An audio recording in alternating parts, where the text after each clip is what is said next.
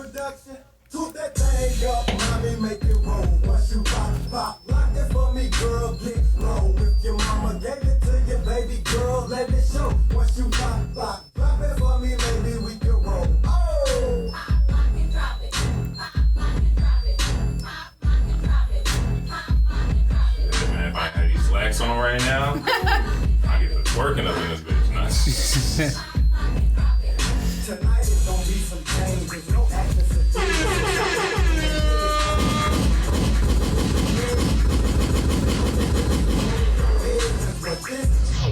Damn.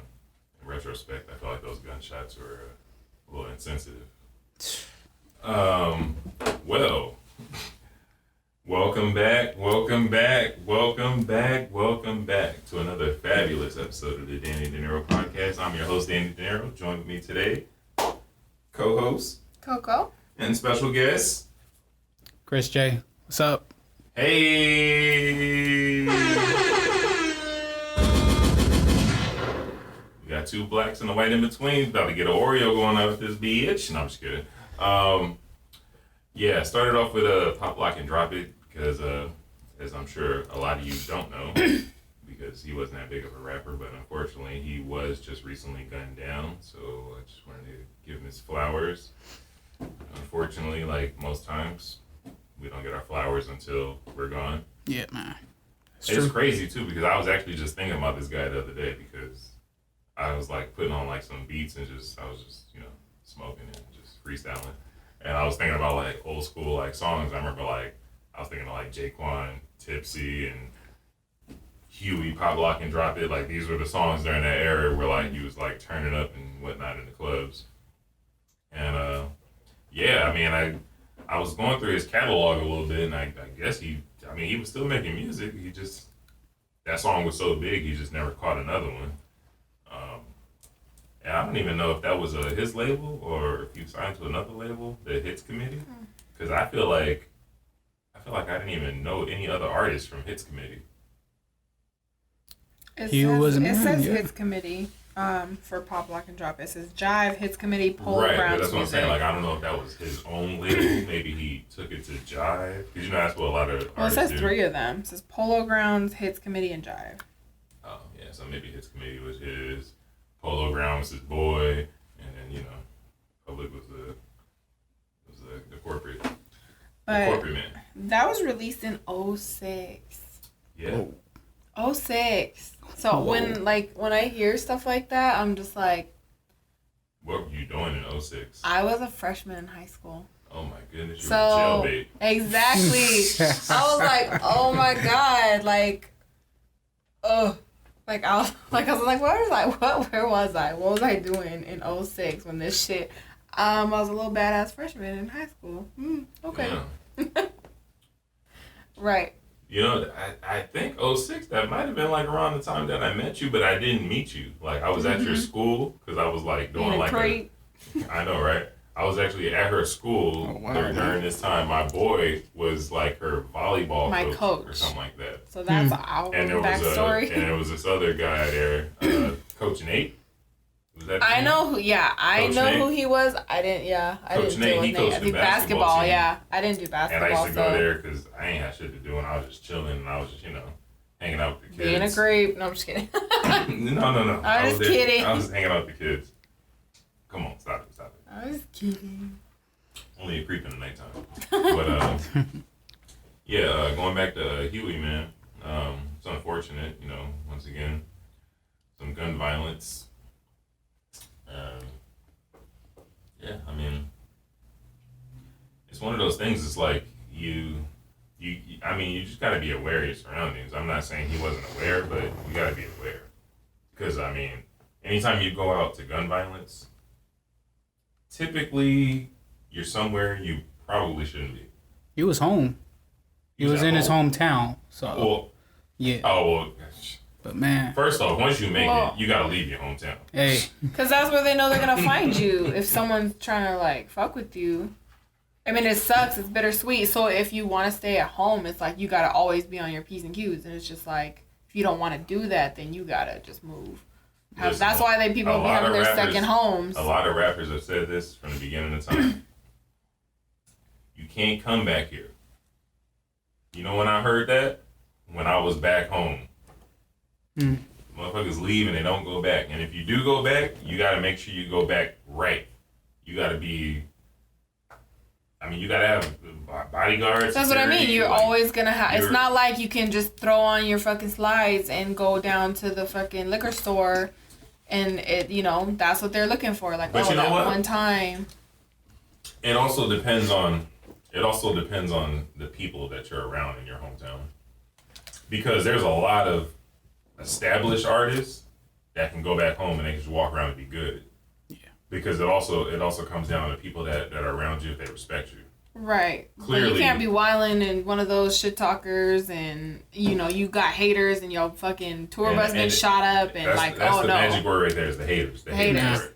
It's just like when Nip, getting gunned down in front of his establishment. That dude was out there all the time. It took a hater to come and take him out. And for what? Now you're gonna spend the rest of your life behind bars. For what? Yeah, man.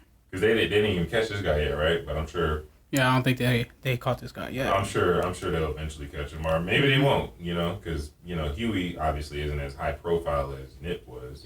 You can't.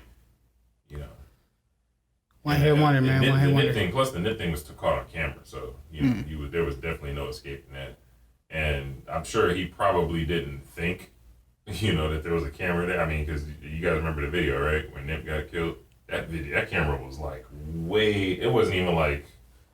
It's not like you're just standing there and you look up and you've seen it. It was in a distance. So clearly he didn't think about that. He was just doing a little hater move, and hopefully the person or persons that took out Huey, hopefully they get caught. Because that's not called for. Even with so I'm so old school. Even with beef, even if you got beef with somebody, I'm old school. Whatever happened to just beating somebody's ass. Take your lumps and then go home about it. You're oh damn, all right, bloody lip, you got me, fam. Is what it is. Catch you on the next one. But nah, motherfuckers now scared to get punched in the face. Take an ass whooping. You know what I'm saying? It's a lot of motherfuckers that ain't never been in a fight, but got bodies. Yeah. That's crazy when you think about it. It's how the fuck? Yeah. But yeah, rest in peace, Huey. Yeah, man, we're gonna miss you, man. And lead us into our next one, Coco. What's our next one?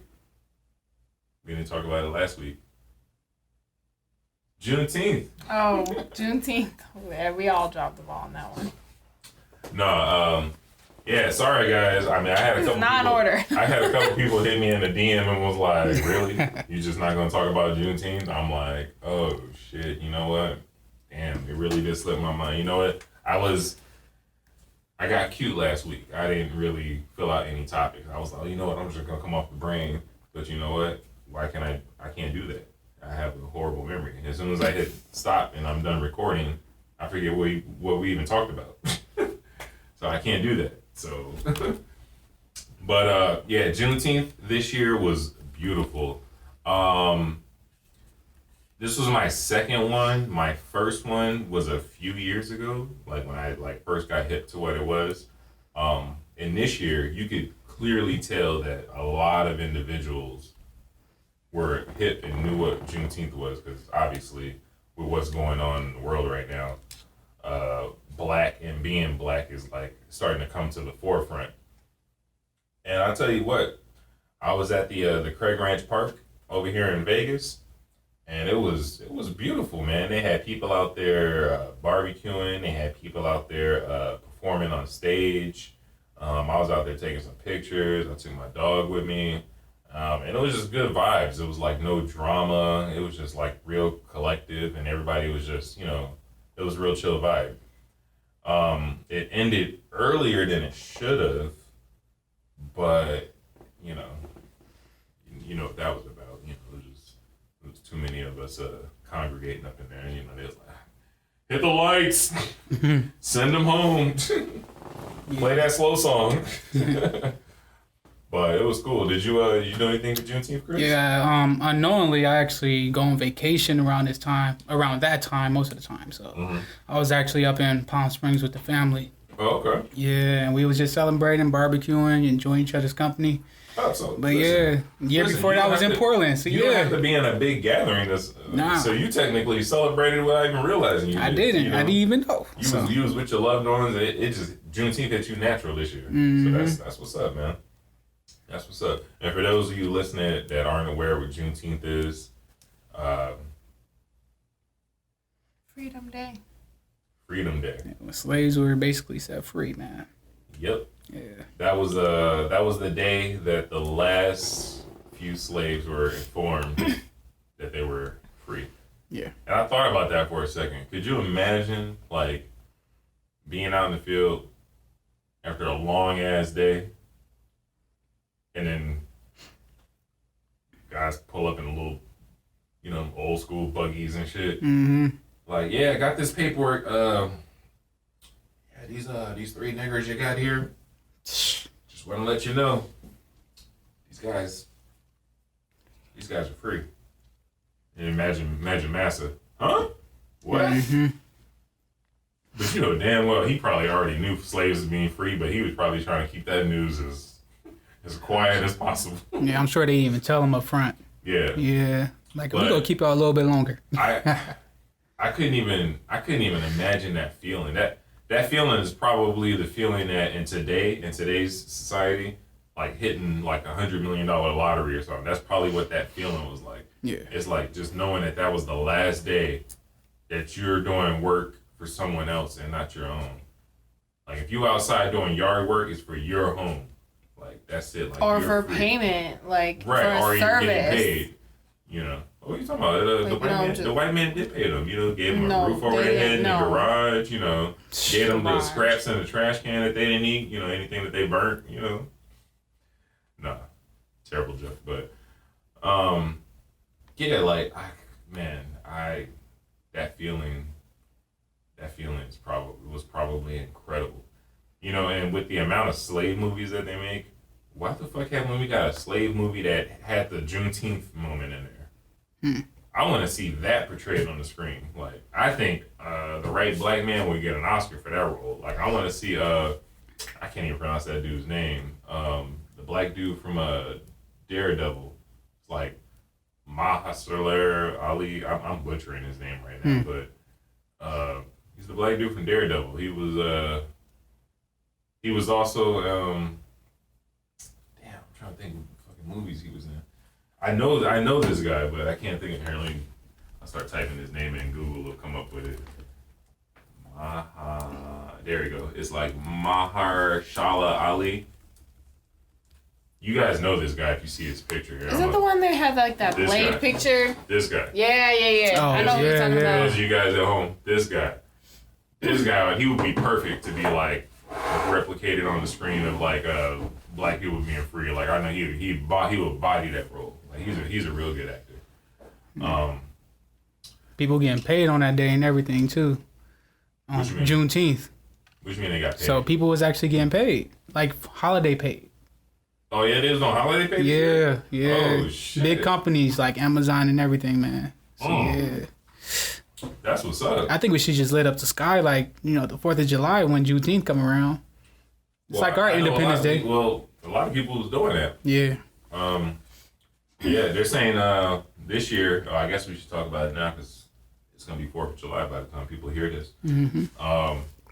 So black people this year, I guess we're doing a second blackout day.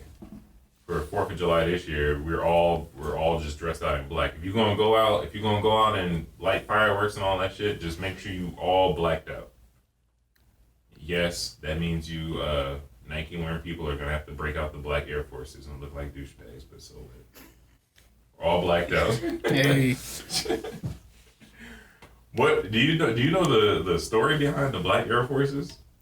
No, I never heard of it, man. I don't know it either, but I got some black Air Forces, and I feel like I never heard anything bad about black Air Forces until I bought some. Yeah. I had a pair. Mm-hmm. They didn't last long. Well, mine is still crispy, but apparently, like when I'm on like Twitter and social media and all that, Like, apparently, if you have black Air Forces, you're a fucking asshole. Like, you're a fucking douchebag. Like, you're a fucking, you're scum. You're scum of the earth. Like, Oh wow. like they're so against black Air Forces that it's like if they see somebody in black Air Forces, it's like, oh yeah, you beat your wife. Like, it's like, what the fuck? Like it just gets a bad rep. Like, they look like, oh, you got black Air Force, you take the bus. Like yeah, it's all kinds of crazy shit. I'm like, what the fuck? Like, and I'm sitting here looking at my Air Force like, yo, these kind of clean though. Then I seen like a meme and it was like, you know, anybody with black Air Forces, you can't trust them. I'm like, oh shit. I'm like, damn. I'm like, oh my god, like, Man. I'm just all the way messed up in the game. But we'll go through this one real quick. You familiar with 6ix9ine? I don't like 6ix9ine like that, man. Yeah. But you know who he is. Yeah, I know who he is. Okay. I heard about his story and everything. Yeah. So I didn't give him his roses last week. Him and Nicki Minaj, they had a new song. It was #1. Yeah. Trolls. Yeah. Trolls. I don't even think I've heard it yet. Still. So I figured I would give him his roses this week and let everybody know that he dropped all the way to number 34. Hey. Wasn't he at like the first one and 2 or something? Or he was pretty high up? Yeah. He was #1 last week. That's what I mean. He And dropped now all he's the way at to 34. Yeah, they were saying that was the biggest drop since Mariah Carey. What's that song? All I Want for Christmas. Oh shit. Oh, wow. Yeah, because it turned to fucking January. Yeah, they was promoting That's it. exactly what it was. Yeah. That's exactly what it was. The first week of January, it dropped. Like But of course, because it's January, who the fuck is playing it? Exactly. But I'm sorry. I think we did touch on that subject where you were buying you was paying for those streams, those whatever, those buys, all the versions of Trolls. Yeah, because they and your ass didn't keep up with the payments. What the fuck? Yeah, they had made like 4 different versions or something like that. And Like buy all of them and oh, you know, like we talked about, like the Nicki fans where it's like, oh. Now I do believe that a lot of Nicki fans went and bought multiple copies because Nicki does have diehard fans. Oh, I agree, but then like I said, it's okay. You don't think like that was the goal? Get them to #1 this week, or you know whatever the time frame. Yeah, that was and then the they're goal. like, on to the next. Like, what you got for me? Yeah, I think one of the fans actually like DM other people and was like, if you ain't got the money, let me go ahead and spot you. Yeah. So yeah, that was funny though. Yeah. So then you went from 1 to 34. So it's like I'll go on record and say the song he made when he got out of prison, the Gooba, I thought it was alright. Listen, like 6ix9ine as a person, yeah, I don't really fuck with him like that. But you know, music is music at the end of the day. Like the music is alright. I'll give credit. Like you can't release a dope song and I'm be like, oh, that shit is trash, nigga. Like nah. Like I'll give credit. Like Gooba I thought it was a real clever song to debut with coming fresh out of jail. Especially the video, how he was like teasing all the rappers in the game and he had like the little hat or the rat emoji and all that, laughing at them. Like he embraced being a rat. Like I thought that was clever. Like I actually respected that. Like I don't respect him being a rat, but I respect him knowing what he is. acknowledging it. Yeah. Because if you would have came out and been like, I ain't no rat, nigga, I ain't never rat on it, I'm like, what? Yeah. I'm like, nigga, please. But the fact that he came out and he embraced it, like, yeah, I ratted. You know. Okay. You know.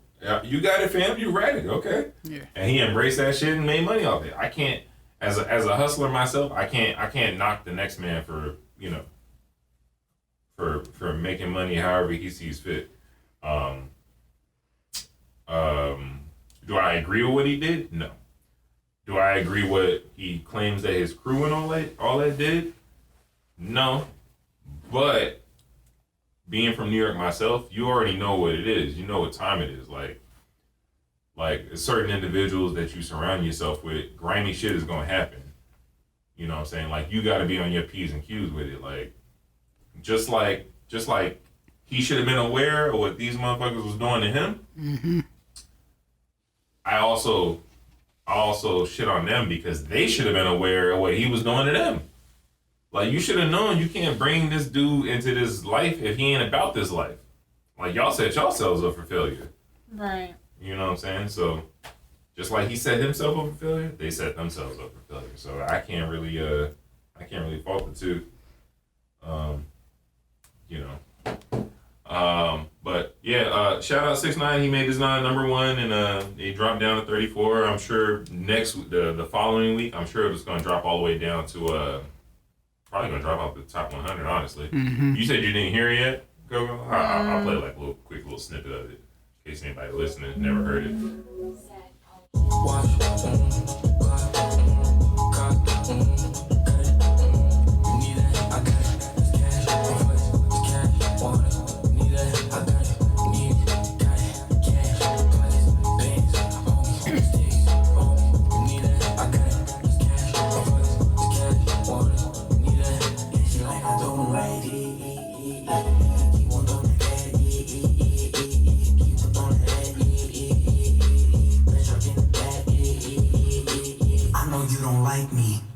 Fight me. You don't want no problems at the party, don't invite me. I don't worry about you niggas, please stop talking about me. Always talking about me cause you looking for the clout. 6 Nina, 9 Nina. That's where Nicki started. Nah, I still don't give a fuck. You do it better. I know you don't like me. You wanna fight me. Always on my page, never double tap like me. Baddies to my left and my right. Never chase a corny nigga, put that on my life. Just put it in his face, all his cake. He wanted the taste, we sippin' on the haze. Itty bitty waist, pretty face. Yeah, eat a cookie monster. He a slave to this pussy, call me monster. Real wet, I said slip it like it's pasta. They get nervous when it's Nicki on the roster. Somebody usher this nigga into a clinic. My flow still sick, I ain't talking the pandemic. I write my own lyrics, a lot of these bitches gimmicks. They study Nicki style, now all of them want mimic. Talking about snitches when it's snitches and you can't. Never stand alone, you always itching for a stand. Me, I'm still money, this is light up like a lamp. They gon' have to send their best fighter for the champ. So yeah, that was that song. Me personally, I like the Gooba song better than that one. Yeah, I really wasn't feeling that song. It's just like The highlight of that song, in my opinion, was Nicki's verse when she basically took shots at Meek Mill. right. And that was the whole, how you gonna be basically mad at snitches when you got snitches and you can't? Right. Because I had like did my homework on that, and I guess like there's like this lady or something that, you know what I'm talking about, like an executive over like Rock Nation. Yeah, I heard. Yeah, I heard about that. Wrapped up in something, and she was like snitching or whatever. And she makes a valid point. Like, how you gonna be mad at a snitch? Man, you got a snitch and you can't. You got a snitch in your camp. Why don't you out that snitch that's in your camp? You talking about somebody that ain't got nothing to do with you. But you know, hey, I think it was a nice shot thrown by Nicki. Because Meek's always throwing little petty shots on Twitter and Instagram and all that.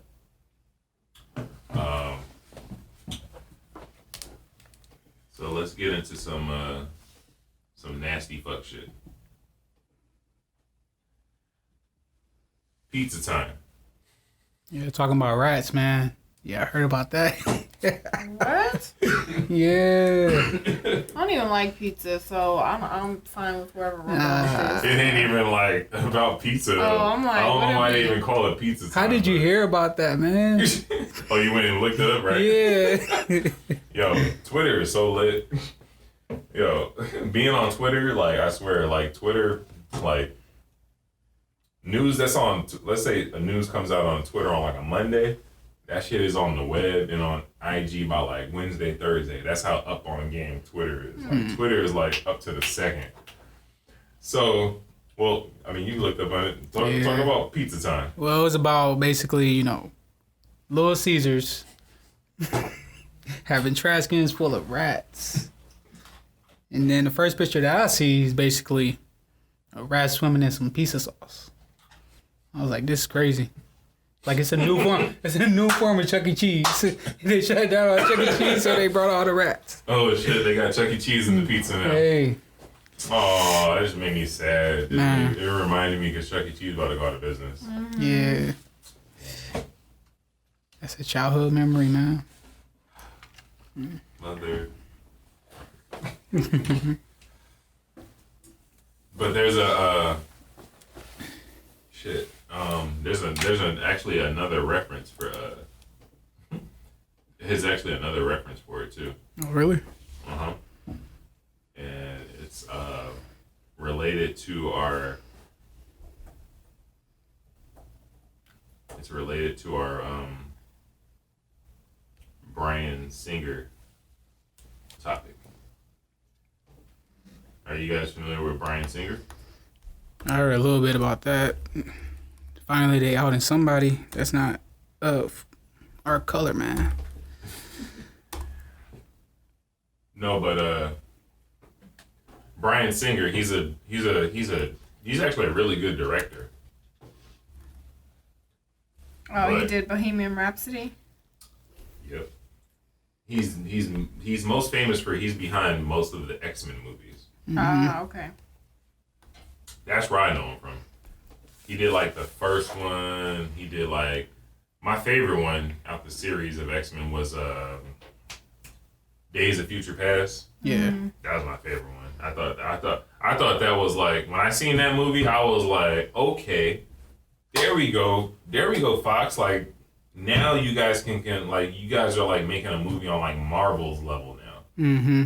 Like X-Men are obviously Marvel characters, but for those of you that aren't aware, at the time, Fox owned X-Men, Fantastic Four, Deadpool, all that stuff.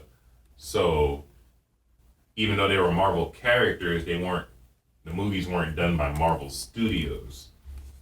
So that's why I say Fox was making movies on a level of Marvel status.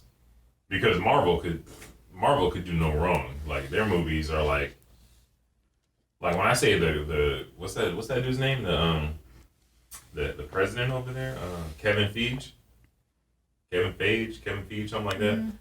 That dude, that was like the best hire that Marvel has ever done in a whole career. Because like at one point, I mean, you guys know the backstory of Marvel, right? Like at one point they were about to go bankrupt. This is why Marvel doesn't own Marvel.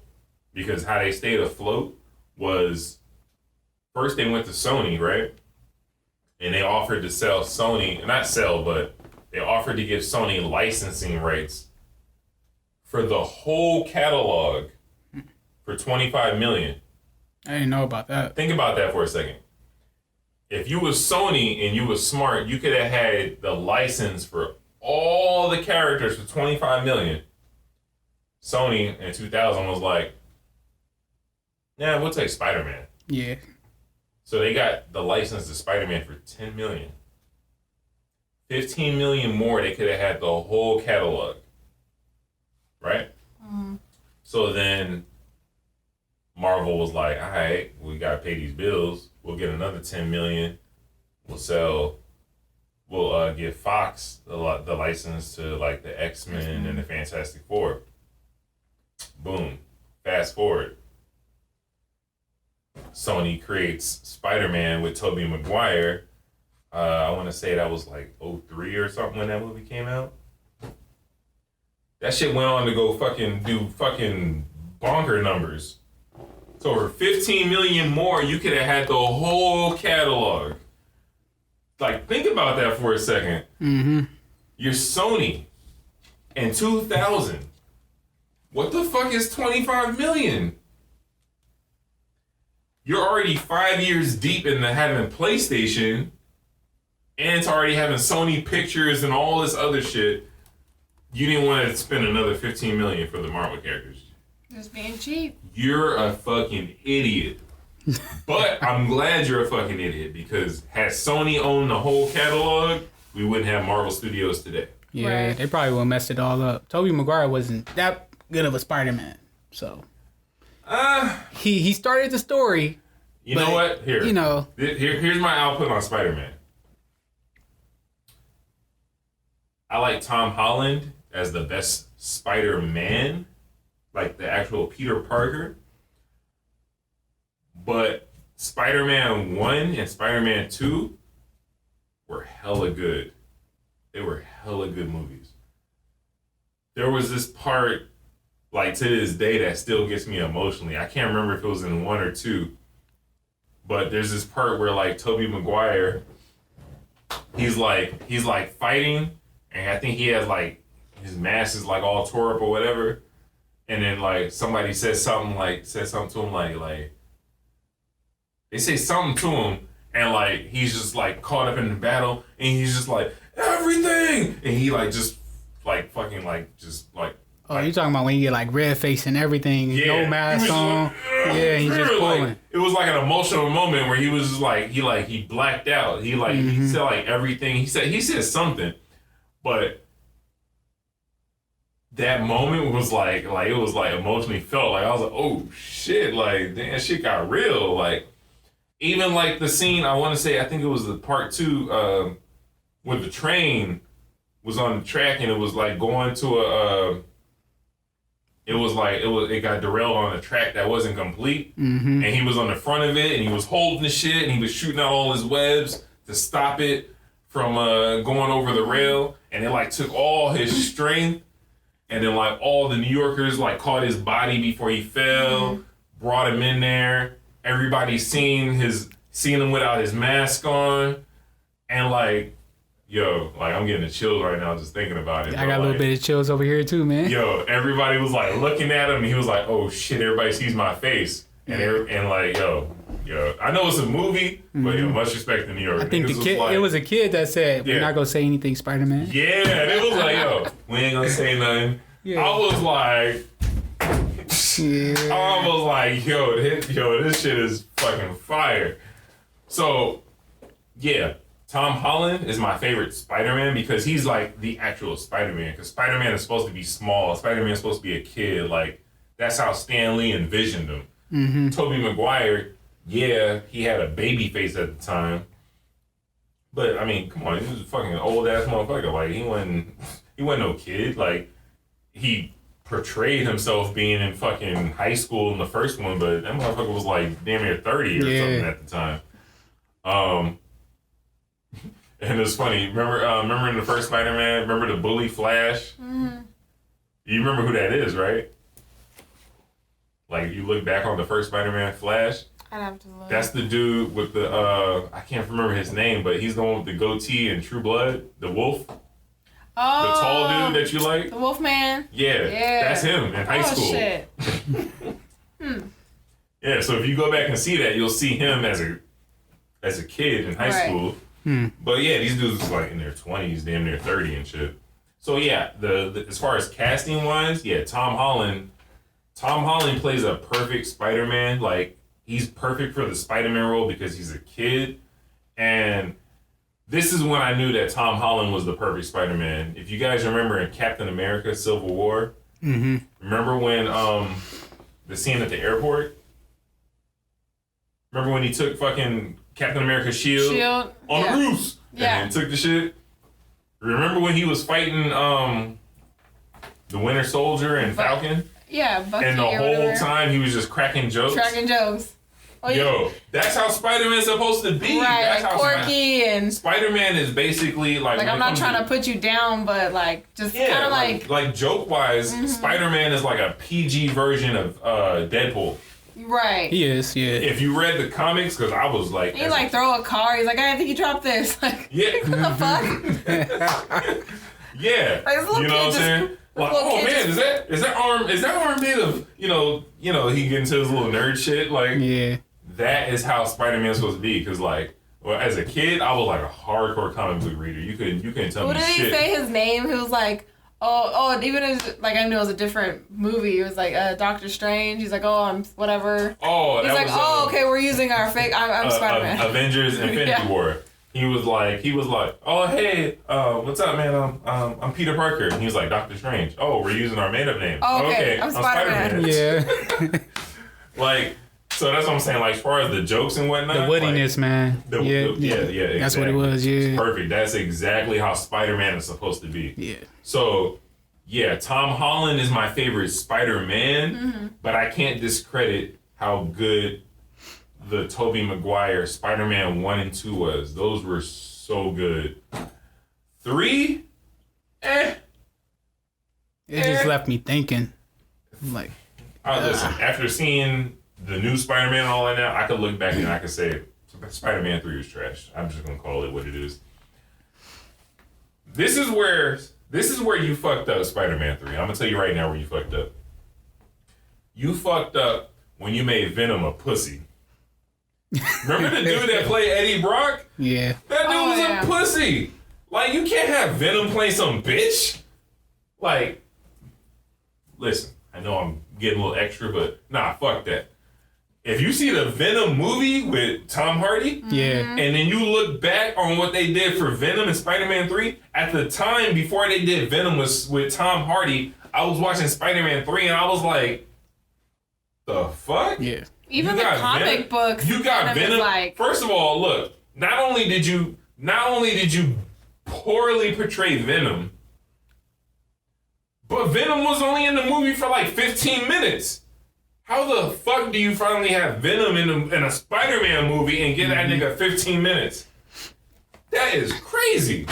That would be like an X-Men movie having Wolverine for 10 minutes. Venom is that dude. Like, I remember the comics. I remember playing on Sega Genesis. Like, Venom was that dude. Like, I had Maximum Carnage. That was my shit. So that's why today, seeing the Tom Hardy Venom, I got so much respect for that Venom because one, Venom wasn't a pussy in there. And it was a PG movie. They actually pulled that shit off. It was a PG movie and Venom was dope as fuck. They had the Venom mannerisms. They had the alter egos like fucking Eddie Brock's talking to Venom. They did it right. And I was shocked because it was a Sony movie. But clearly, they probably, yo, Kevin, hey, show us how to do this. Show us how to make these movies right. Yeah. Because it was a Sony movie, but it definitely performed like it had a Marvel vibe. And then the end of Venom.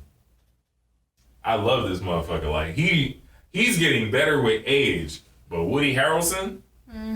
Oh my God. This dude was fucking trash in his early years. But as he's getting older, he's getting... Like, his agent is finding him perfect roles for this motherfucker. Because they got this dude set up to play Carnage.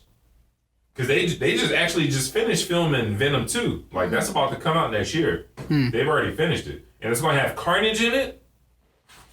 So Woody Harrelson is... Yeah, Woody Harrelson. You seen the Venom movie? Nah, I haven't seen man. Oh, shit. Spoiler alert.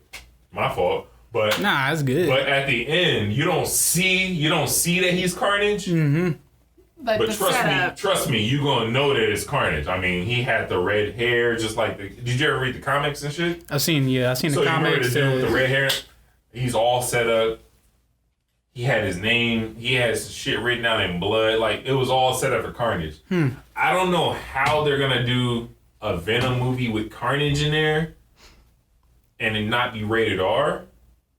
That's gonna be tough because Carnage, if you remember from the comics, he's basically Venom, but like with no more blood, self-control. right? Yeah. Like gruesome as fuck. Like Yeah. like this. Like, remember how in the movie Venom was like biting off heads or some shit, and they got away with it because they would pull the camera away, you wouldn't see it. That's how they was able to keep it PG-13. Like, Carnage is the type where like he would pull out his claw, slash your whole body, blood dripping everywhere, rip you apart, drink your blood. Like, Carnage is that type of dude. Right. So I'm like, that's gonna be hard to pull off PG. PG-13, You know what I'm yeah. saying? But here's the good thing. I pray they make it a rated R movie because I swear that's the only way to get Carnage right. But if they don't, hopefully they don't fuck it up. But I got a lot of hope for it just because of how good. You definitely got to check that out, though. Yeah, I will. Just because of how good the first Venom was. Like, because I have my doubts. Like, I'm not gonna lie to you. Like, when the first Venom came out, the only reason I even went to see it in theaters is because I fuck with Tom Hardy. And when I seen it, I was very impressed. I was like, oh shit, Sony got one. Because Sony's comic book movies have been kind of trash since Spider-Man 2. Because after Spider-Man 2, they had Spider-Man 3. That shit was trash. Overall, it was trash. I won't say it didn't have some good moments. It had some good moments, but overall it was trash. Like, come on. They had fucking Peter Parker with like a piece of the symbiote, and it was changing him. All of a sudden, he had swagger. He's down the street dancing and shit. Like, come on, that shit was so corny. And then after Spider-Man 3, what did Sony have after that? Sony had something else after that. Drawing a blank right now. What was the other fucking movie they had? Fuck. It was Spider-Man 3. Oh, duh. They recast Spider-Man. The Amazing Spider-Man. Oh yeah. That didn't last. So here's my beef with the Amazing Spider-Man. Okay. The Amazing Spider-Man, I like that they went with a darker direction for it.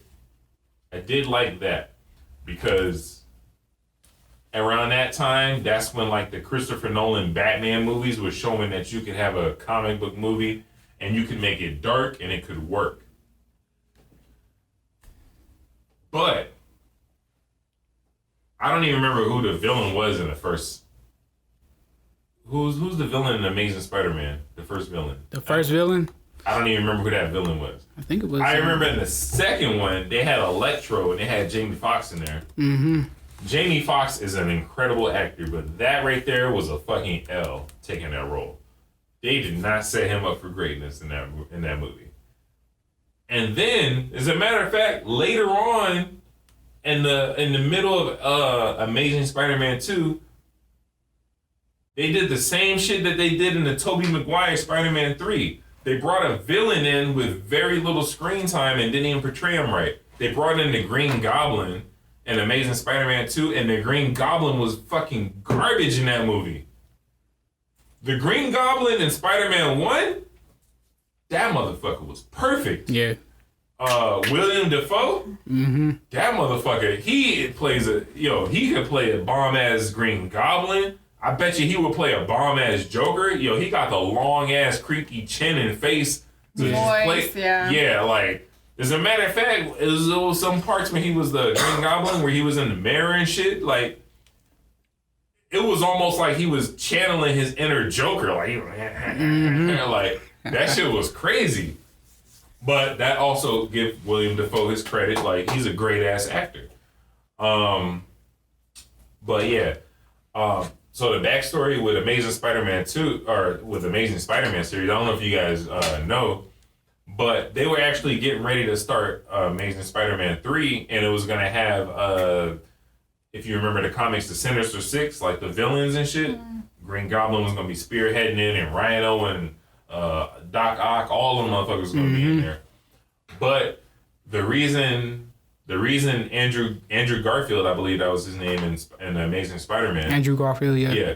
The reason they decided to kick him out and just be done with the movie, fucking ego shit, man.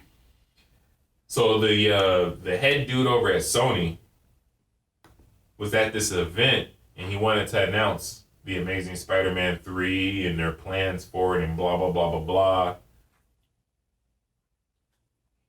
He contacted Andrew and was like, yo, got this event going on this side of the country, Japan, whatever the fuck. Got this event going on, yo, come through.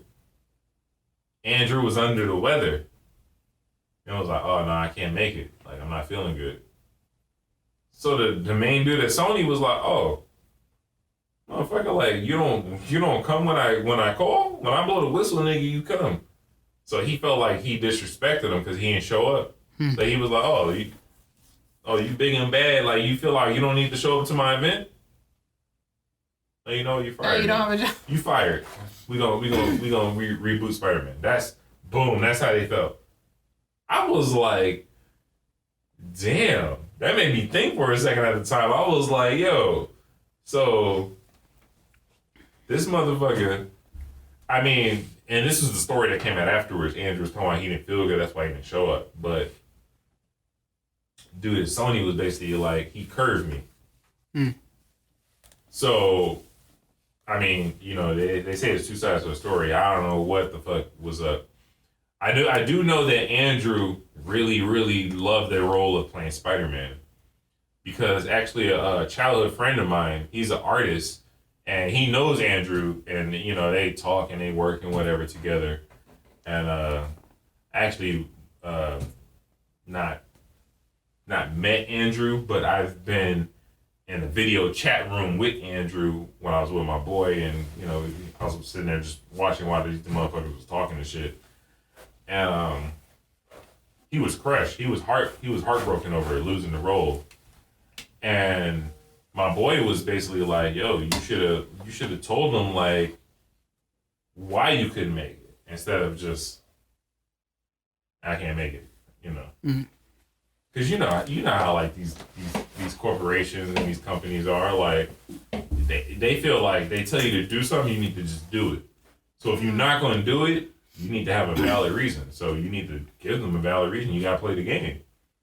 You know what I'm saying? Like it is what it is. Like it's a job. It's a job. At the end of the day, you're contractually obligated. You know, I'm not an actor, but I do know that when you sign all them contracts in there, they have appearance and all this kind of stuff that you got to do. Mm-hmm. So when they call you and you got to pull up, if you don't pull up, you basically in breach of contract. So, long story short, he didn't show up. He lost his job. And I highly doubt Andrew Garfield or my boy is going to see this. Mm-hmm. So I'm going to say what I'm going to say right now. And I don't give a fuck even if they're going to see it anyway, I'm going to say it because I'm just me. But I'm glad he got fired because I like Tom Holland as a much better Spider-Man. I feel like they did a good recovery because Sony did it right. They cast Tom Holland and then they was like, you know what? We fucked up on these Amazing Spider-Man movies. Like since Spider-Man 3, the Amazing Spider-Man 1, Amazing Spider-Man 2, we've been just on a downward slope. Because everybody knows, as far as comic book characters goes, Spider-Man, he's probably bigger than Batman. And that says a lot. Like, Spider-Man is that dude. Spider-Man is going to set, like, you can literally, like, you know how they used to say back in the day, you could write Eminem on a blank disc and it'll sell? That's Spider-Man. Spider-Man is going to sell. Spider-Man is that dude, like, yeah, he was that for superheroes, basically. Exactly. Spider-Man was the superhero version of Eminem in his prime with rap. Like, you knew it was going to sell. You just put the name on it. Here's a Spider-Man movie. You could literally release a Spider-Man movie without a trailer and it was going to make millions of dollars. Yeah, and getting back to, like, how you said, you know, basically how Sony only took Spider-Man. They seen that. And right now, they trying to decide if they want to sell Spider-Man to Disney, because then they stop it. They stopped the whole thing with, like, you know, releasing any movies. Oh, you talking about like currently? Yeah, currently they not making any movies no more. What it is they're in negotiations. Yeah.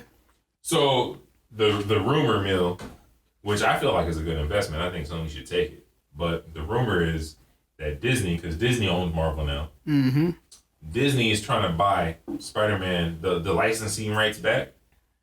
Remember what I said earlier? Marvel sold the licensing right to Spider-Man for $10 million. Fast forward almost 20 years later, Disney is trying to buy it back for a little over $4 billion. Somebody take your profit and keep it moving. I think in the end, Disney just gonna buy them. You spent $10 million on something, and you've made more than that in the past 2 decades, and now you can get a flat $4 billion? Take that shit. I don't think they will, though. I don't think they will. They continue to make money. The new PlayStation, it features the new Spider-Man. You're right. The new PlayStation 5? Yeah. It's coming out with the Spider-Man for that. Yeah. So they could continue and I didn't play Spider-Man on PS4, but I hear from a lot of people that it was like the best game on PS4. Mm-hmm. You know? The graphics, the way that you remember they move and everything, yeah. You remember AB talking about it? Mm-hmm. He was like, yeah, play some Spider-Man. This nigga ain't even a gamer like that. Mm-hmm. And he was playing Spider-Man. Right. So it must have been really fucking good. Mm-hmm. You know what I'm saying?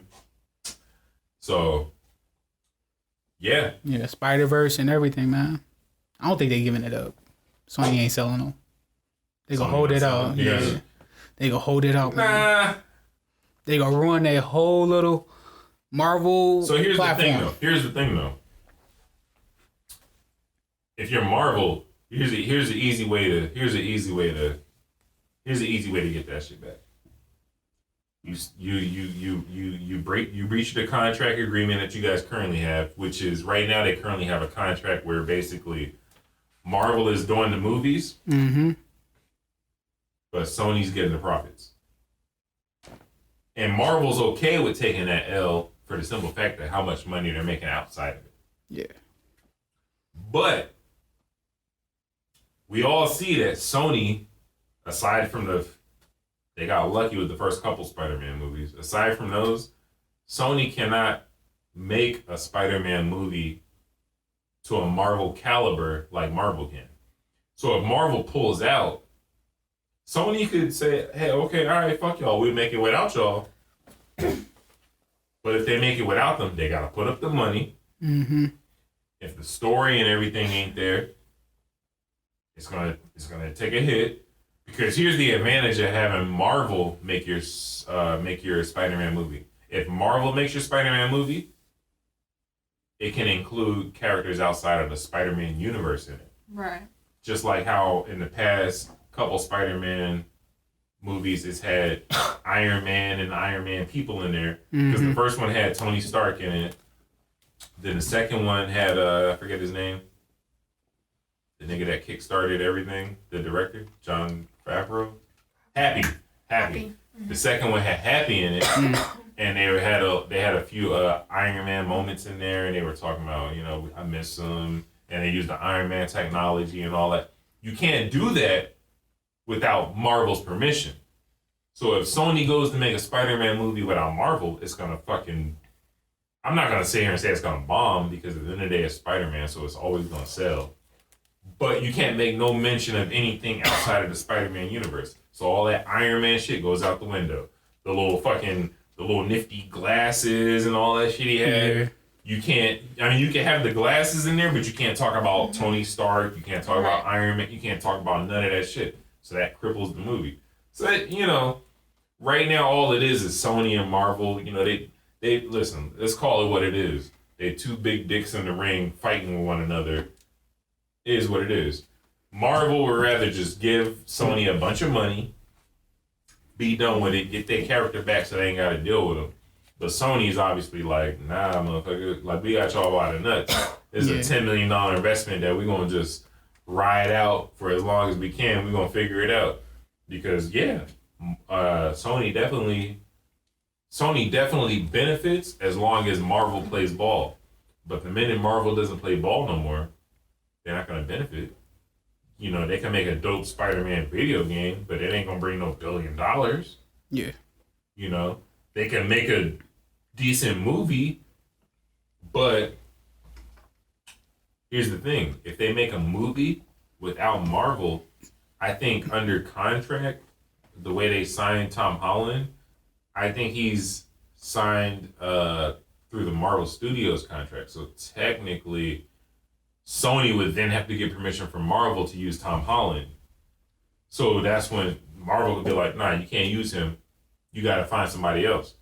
So then Sony would be faced with the decision to find somebody else. And if you find somebody else, the hardcore comic book fans, if they know Marvel's not involved, you're automatically going to take a hit at the box office. Yeah, I can see that. Because motherfuckers like me is going to be like, oh, Marvel ain't involved with this? I catch it when it's on Netflix. Yeah. And I think, what was it? So basically, how Spider-Man, the last one, I didn't watch it. I've been on like Baby Shark and everything. I got young kids. They just starting to like Avengers and everything, man. So yeah, but my kids are old enough and I'm starting to watch it now, just getting into it. But the last Spider-Man, didn't they lay Spider-Man to rest? Like he's like almost dead or whatever it is? No.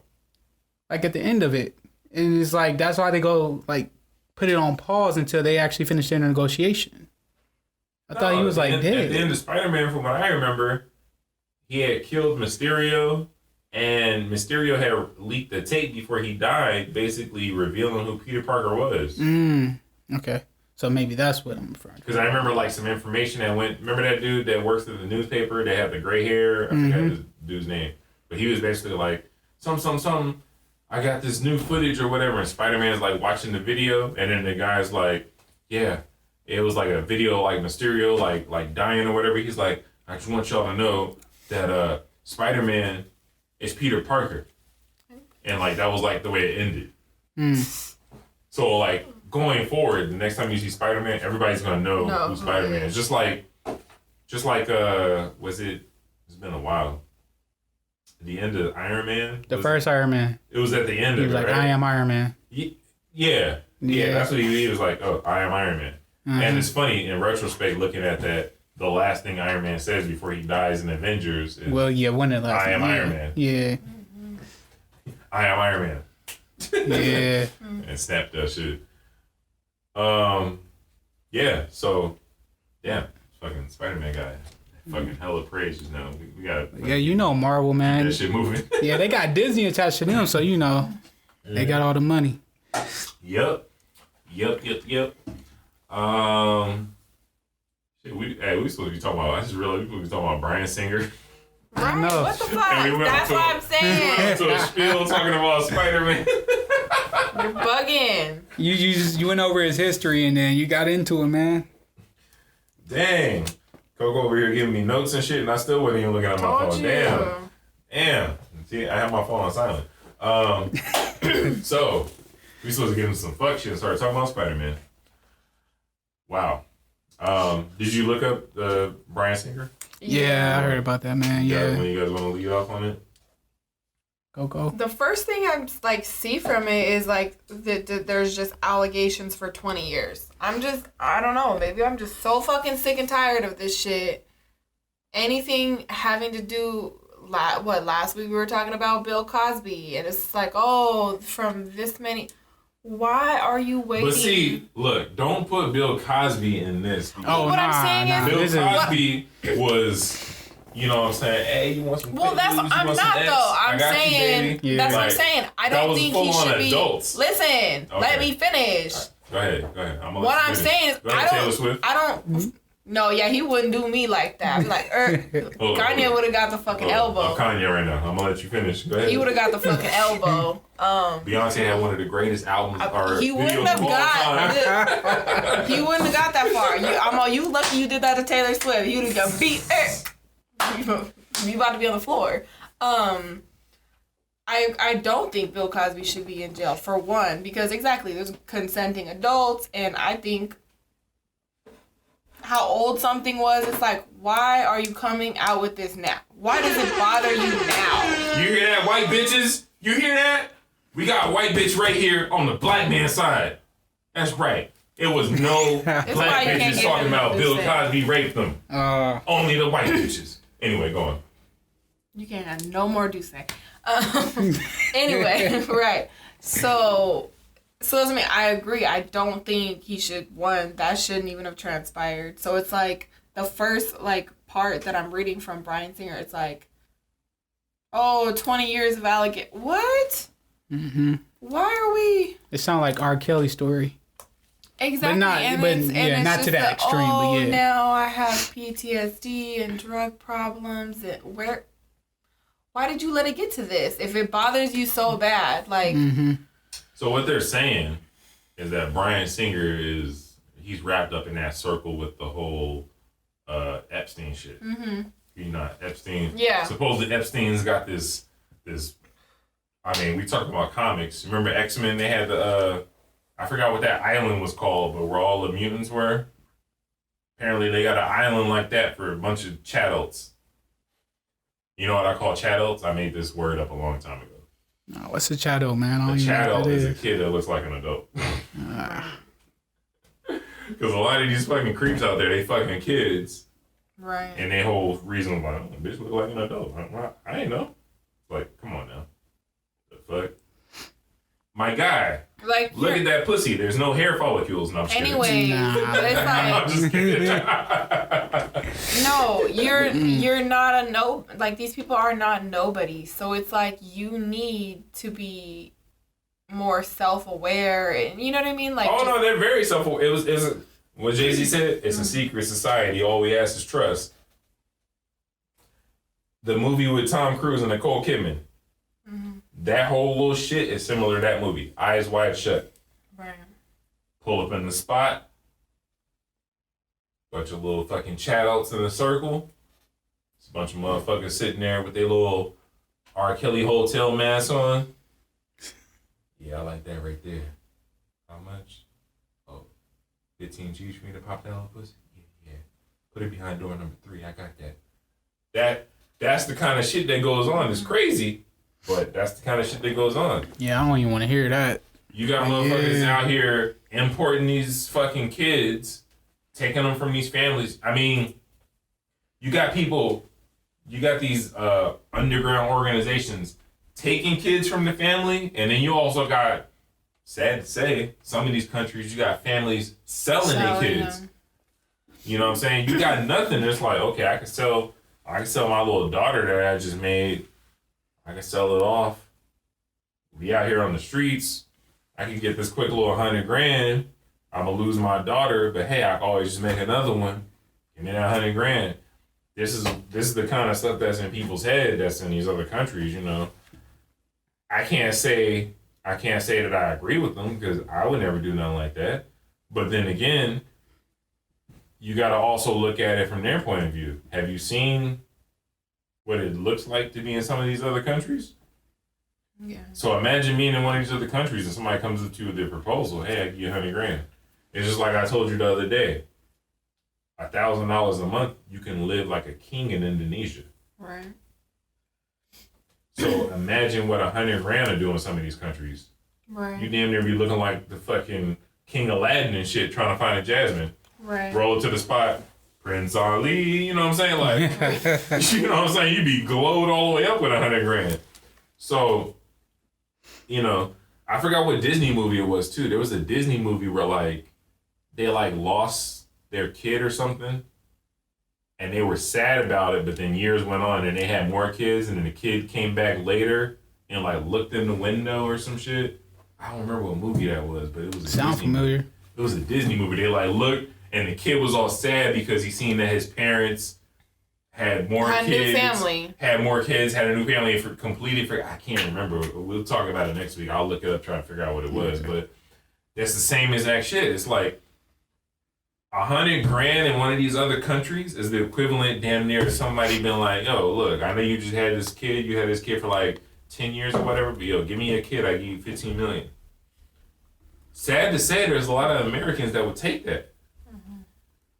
I tell you right now, I give you $15 million. What could you do with that? Be pretty comfortable, right? So all you gotta do is give up your seed, and you can be comfortable with that. You can make some new ones. There's a lot of people that be like, shit, all right. Fuck my seed. I'm gonna be good. Me and mine right here, and then whatever we make going forward, we straight. We got $15 million. There's a lot of motherfuckers that take that offer. Of course. So, you know, it is what it is as far as that goes. That's what's happening as far as that. Yeah, so I'm not going to sit here and just throw Bryan Singer all the way under the bus. I will use the term allegedly because unlike the police and the system, I will give you the benefit of the doubt. You're innocent until proven guilty. So, allegedly, this motherfucker is on his Epstein shit. Allegedly. And that's all I got to say about that. But while we're on the topic of talking about getting rid of your son or getting rid of your daughter for some gain, I'll use that as a segue to talk about D.L. Hughley. It pains me to talk about another brother this way. Yeah, especially, you know what's the phrase? Don't kick a man while he's down. He was down, man. He was all the way down. Yeah, he was all the way down. So yeah, D.L. Hughley just recently, collapsed on stage. You know, he was diagnosed with the coronavirus and whatnot, and I felt for him about that. But then I'm active on Twitter, and Twitter be motherfucking active, and motherfuckers on Twitter was like, "Fuck this nigga D.L. Hughley," and I was like, "Why? Fuck D.L. Hughley? Why? Not D.L. Hughley, not one of the original kings of comedy." Yeah. And then when I found out why, I was like, oh. It's like that meme where that bitch is like, and I said, oop. That's how I felt. Oop. I ain't know this about D.L. Hughley. So apparently this motherfucker has a daughter that came to him and was like, yeah, your boy, your friend, tried some molestation sexual shit with me. And D.L. Hughley was like, shut that shit down. My boy would never do nothing like that. How the fuck do you live with yourself knowing your daughter came to you with some very private, damn near scary information? Like, this is the kind of shit that makes it hard for women to come forward when certain things happen. Yeah. That's usually mostly because what it look, is. I'm gonna tell you right now, it. I'm not no female. Look, this is all dick over here, but I ain't no female. But I'm gonna tell you right now, if I came to my father and was like, "Yo, this guy molested me," and he ignored it or didn't believe me, that would fuck me up. Right. Going forward, it's gonna be hard for me to ever come forward with any kind of allegations because I'm gonna be like, "Yo, my own dad didn't even believe me. What makes you think these pigs or this attorney or what makes you think anybody's gonna believe me if my own flesh and blood was like, nah, you're tripping. Like, you sure you confused? The fuck?" So I didn't believe it when I first seen Twitter was going at this motherfucker's head. So I'm like, nah, y'all bugging. D.L. Hughley wouldn't do no shit like that. And then once again, I'm over here. Oop. Niggas came with the videotape of him admitting to it. He was in a radio interview talking about it. First thing I thought when I seen the video, I was like, nigga, you're an idiot. There's no way. There's no way I'm going on record talking about how much of a trash father I am like that. You basically went up there and was like, in a nutshell, he basically said, I'm a horrible father because my daughter came to me with some sensitive information about my boy and I didn't believe it and act on it. The fuck? One, you're wrong because, first of all, I don't have a daughter, so I don't know what it feels like, but I'm going to tell you right now, when or if that I'm blessed and cursed, and I say cursed because karma gonna come hit me, you know, the way I was with women growing up. Anyway, I already know that, like, if I had a daughter, like, I'm gonna be so overly protective, it's not even gonna be funny. Like, I'm gonna be like bugging. Like, my daughter gonna be like 6 and I'm being Smiths and I see a nigga looking like, nigga, you looking at the tomato sauce on my daughter, nigga, what's wrong with you? Like I'm gonna be overly protective. So, I'm gonna tell you right now, with me having a daughter, if she come to me talking about daddy, Larry touched my pussy, there's not gonna be no, are you sure, baby, you're confused? Or, no, it's so, what are you talking about? Larry would never do nothing like that. No. It's gonna be a Tony Soprano moment. It's gonna be a, wait, what? Larry did what? What else did he do? Is this the first time? Is this the last? I'm fact finding everything. Yeah. Because then at that point, what's that old game? Where in the world is Carmen Sandiego? Nigga, where in the world is Larry? Nigga, I'm looking for Larry. Nigga, I'm putting Tim's to face. This nigga is biting the curb with his teeth. It's over for that nigga. I'm going to jail. He's done. He's finished. There's no more Larry. That Larry, as we know, is done. You might as well take that Social Security and scrape it on a tombstone. It's over for that nigga. There's no beating up. There's no torturing. The nigga is just dead. It's just bang, chitty chitty bang bang. Like you're gone. You're finished. So yeah, when I seen what D.L. Hughley did, I was just like, damn. Here I thought only one original king of comedy was dead. Nope. 2 are dead in my eyes now. Wow. Bernie Mac and D.L. Hughley. The only niggas we got left from Kings of Comedy is Cedric the Entertainer and Steve Harvey. And Steve Harvey's riding a slippery slope. This nigga got his daughter out there, Lori Harvey, on some other shit. But that's a whole nother story. Yeah. But, yeah, do you have any input and thought? I mean, you got kids and you got a daughter. I got a daughter. How old is your daughter? My daughter is 4. 4. Yeah, man. So, not just painting a scenario. Mm-hmm. What's your daughter's name? Kendall. Kendall. Say Kendall comes to you. Daddy. Just paint a scenario here. Danny touched me. Oh, fuck nah. What's your reaction? Coming out to your head, man. Exactly. I might have to. Exactly. Yeah. And that's how a father is supposed to be. It's not just gonna be me. It's gonna be everybody. There it is. It's That gonna be shit should be looking everybody. like the cutscene from Last of the Mohicans. Niggas all running up on looking for Danny. You know. Man. Like, I could not imagine that, but yeah. Yeah, that shit is crazy. So when I seen that, and then I felt like a fucking dick afterwards because here I am because of thinking and looking at the character that D.L. Hughley is. I'm like, nah, these bitches is just talking shit. No way. Niggas hit me with the video. Shit, I can't say shit once I see you admitting to the shit on video. I ain't got no defense for you.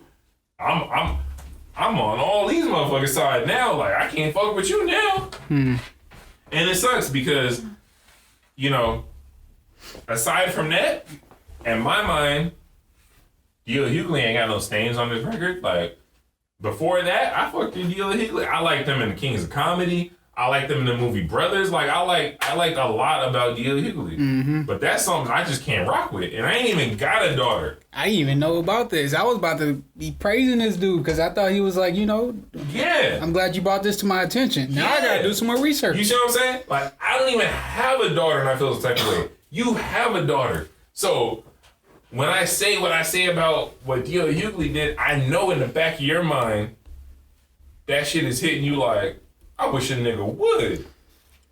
You know what I'm saying? Yeah. I'm pretty sure you're not gonna sit here and give your daughter the 3rd degree like, nah, Danny wouldn't do nothing. Not Danny DiNero. Nah, he wouldn't do nothing like that. Yeah. Are you sure? Where did he just give you a hug and you just tripping? He gave you a kiss on the cheek, not the pussy. What did he do? A father ain't doing all that. Nah, man. A father is like, this nigga Danny D did what? Tell me everything from start to finish. I wouldn't say tell me everything. Hurry up. I need to know it's not even that. I need to know in 15 seconds. Nah, she ain't gotta tell me nothing. I'm just going for the head. That's all it is. You know what I'm saying? That's all it is. You see what I'm saying? And that's the way it should be. Man. That's the way it should be. My little girl. That's what I'm saying. Girl, man. Nah. That's crazy. That's crazy. So when I found out that about this dude, I was like, yo, that's wild. That is so wild. But that's all the shine this motherfucker gonna get from me. We gonna switch it all the way real quick. Let's get into sports or something, man, because talking about this stuff. We got any sport? I got a little sport thing I want to talk about. Yeah, as a kid, did you ever play NBA Jam? I heard about, man. I didn't know about this little glitch. So apparently, one of the original creators of NBA Jam, he's from Detroit. And he's so much of a hardcore Detroit fan that he rigged the game. And it's crazy because he's a bad boy Detroit fan. That's what So as a kid, you know how we used to always be like, oh, nigga, the game cheat. The game. This was really a cheat that existed in the game. If the Pistons and NBA Jam was playing the Bulls and it came down to the final shot, the Bulls would never make it. It don't matter if it was a 3, a layup, a 2-pointer. If it was for the Bulls to get a W, this programmer completely set this up so that the Bulls could never beat the Pistons because this was during the Bad Boys era that he was the fan. When I seen that news come out, I instantly started thinking as a kid, like, I started thinking of all the times I seen like niggas playing Pistons versus Bulls, and I'm like, you know what? A lot of them games was close. You know what? A lot of them games, damn near all of them games, the Pistons always won. I was like, oh shit, it was like an epiphany. This shit just hit me. Mm-hmm. I was like, yo, that's wild. But see, growing up in the NBA Jam era, I didn't even pick the Bulls, honestly. I'm gonna be real with you. But I do remember a lot of those matches, Pistons versus Bulls. Me growing up in NBA Jam era, I was still in New York. I was picking the Knicks. John Starks was my favorite player, and it is what it is. And that's that. Even though John Starks is kind of tainted in the back of my mind because in the building I grew up on Woody Crest, shout out my niggas in High Bridge, Woody Crest. These niggas gave me some information that I did not want to know, but it still sticks with me to this day because it was just traumatized as a kid. And these niggas was Bulls fans. They had Jordan all down their throat. Pause. And it was like, how could you like John Starks? That dude has one nut. And I was like, what? As a kid hearing that, I'm like, one nut? What do you mean one nut? This nigga D likes John Starks. That nigga got one nut. I'm like, what? That's wait, the dude that did the spin and the spin and layup dunk or whatever it was, like in the mid-air? I don't remember he did that, but John Starks is famously known for doing the dunk. Yeah. And the dunk is where he dunked on like Pippen, Horace Grant, and Jordan, like all in the same shot.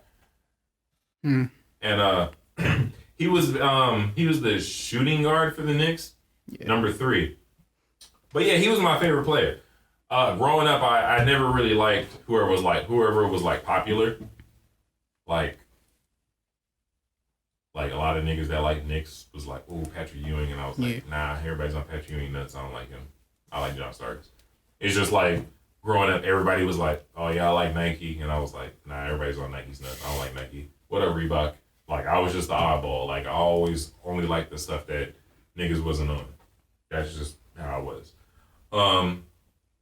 But yeah, to this day, we talking like fucking 20 fucking bazillion years later, because John Starks ain't played in forever.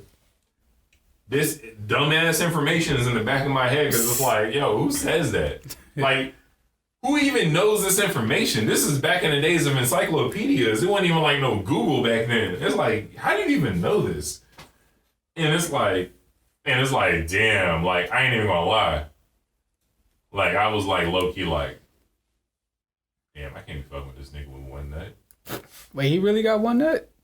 Yeah. Oh, damn. I was like, as a kid, does he have any kids? I mean, he used to have kids which haven't one nut, but shit. I was just like, that's some weird shit. Like, as a kid, I'm like, I can't be fucking with no nigga that's got one nut. You know what I'm saying? I'm like, what the fuck? What kind of weird shit is that? And that was like in the transition of me going from New York to Cali. So during that time, it was like, nigga, you need to find a new player to idolize. Mm-hmm. And when I moved to Cali in 97, that's when I was like, you know what? I'm in Cali now. I like that new kid. That new kid's pretty dope, which was Kobe Bryant. So I made the perfect switch because around that time, that's when basically John Starks left New York and he went to like the Utah Jazz or some shit like that. Anyway, when he left New York and I left New York and I found out he got one that I completely started following John Starks. I can't be associated with this nigga. But all my day ones in New York, them niggas, to this day, these niggas know I'm a hardcore Kobe fan, and these niggas still crap on me. I come to the block, niggas is like, still got that John Stark jersey? I'm like, hell no, nigga, threw that shit away. Man. Rocking that shit. Only Nick shit I got is an old starter jacket at my grandma's house. But, yeah. Where we at? Anybody want to tackle any of these topics? What the hell is Kristen Stewart, Princess Diana? What Oh, the okay. fuck is that? That is actually a movie that is getting ready to come out. Autobiography on Princess Diana, and none other than Kristen Stewart playing Princess Diana. Now, it sounds crazy when you first think about it, but if you look at The features? the facial features see and how it. Princess Diana looked, and then look at Kristen Stewart, No, I can see it it. actually makes kind of sense. It actually looks like Because some she's good casting. blonde, right? Princess Diana. So It's not even a blonde. Well, I'm just saying, like, because think of, like, that. Didn't they come out with, like, that newer, like, Charlie's Angels, and she had, like, the short blonde hair? Yeah. Right. So I could see it there. Yeah, like, but not even that. Like the bone structure. just the way that Princess Diana is. Because I remember when I first moved to Cali, she was still alive at the time. Because she didn't die, like, till maybe, like, a year later. But I remember, like, with paparazzi and her being in the news cameras and whatnot, a lot of her mannerisms is like what Kristen Stewart is. She was, like, real, like, expressionless.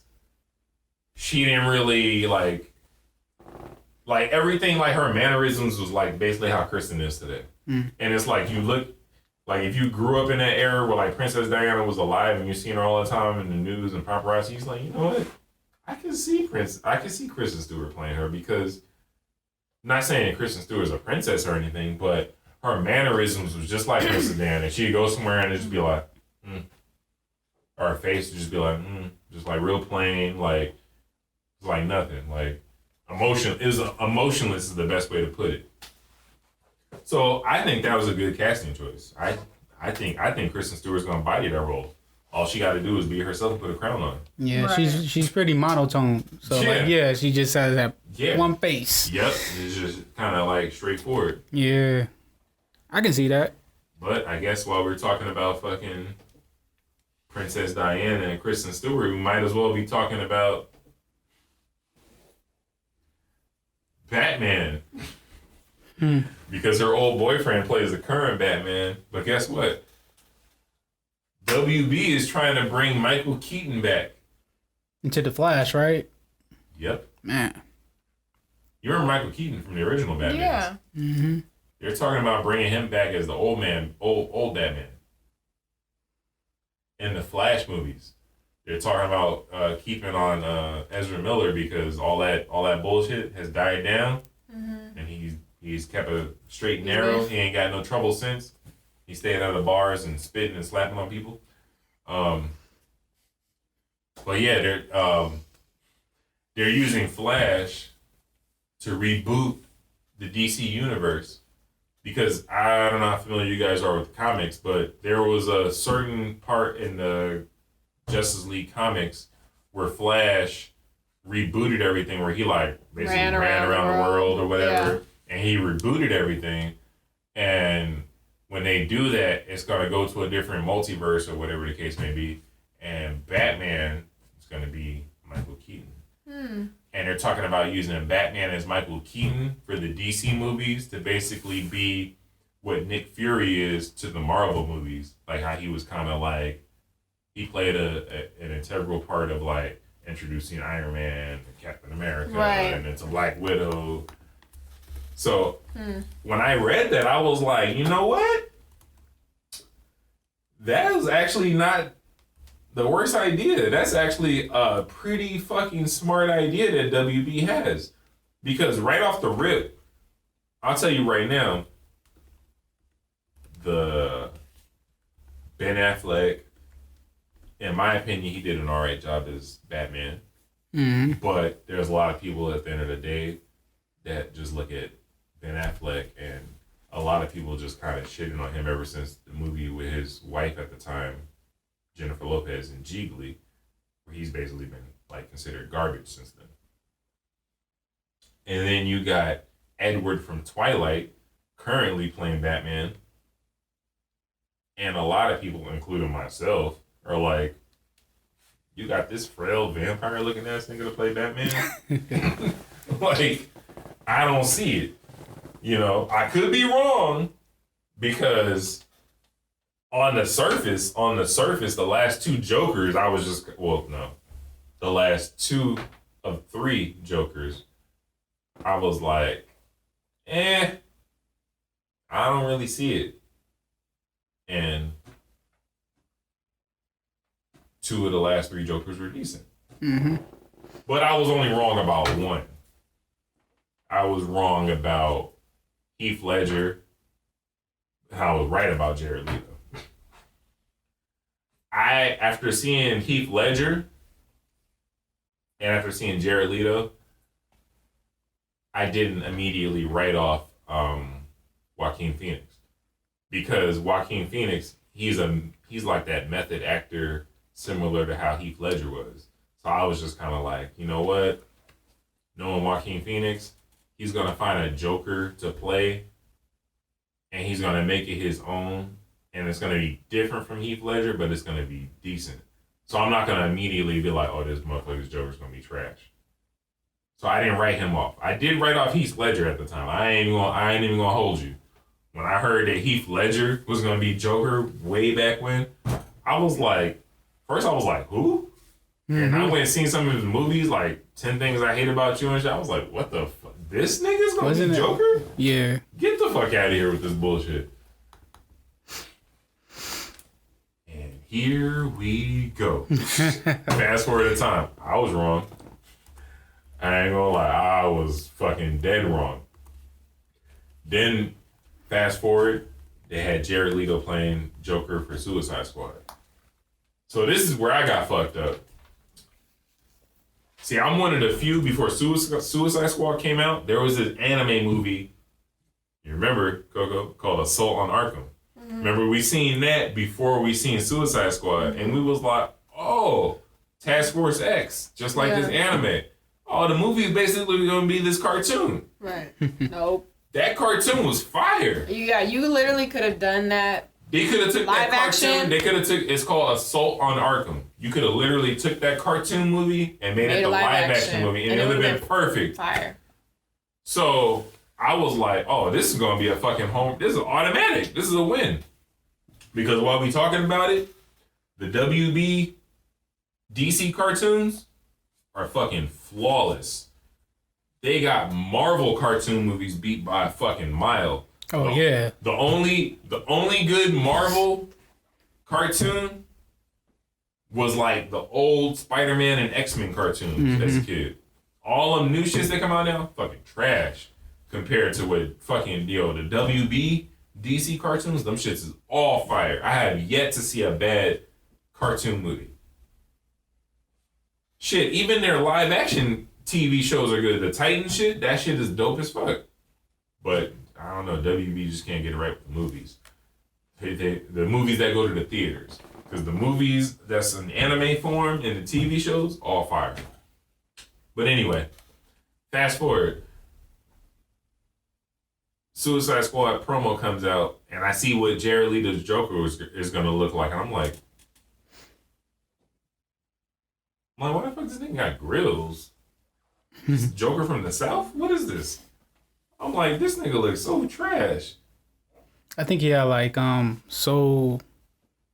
control of it too. Like he was able to design the costumes and everything. He tried to be so different that he fucking went up there and looked like Michael Jordan playing baseball. This nigga wasn't hitting nothing with that role. That shit was trash. It's like, I think he was trying to just be like a millennial Joker, and didn't nobody ask for that shit. This nigga was all in the promo of that shit. Nah, I'm not gonna hurt you much. It's like, what? And then he was like doing all kinds of cornball shit to get some promo going. He was sending props and shit to the other actors and shit. Like, I guess he supposedly sent like a dead rat to Margot, the one that plays Harley Quinn.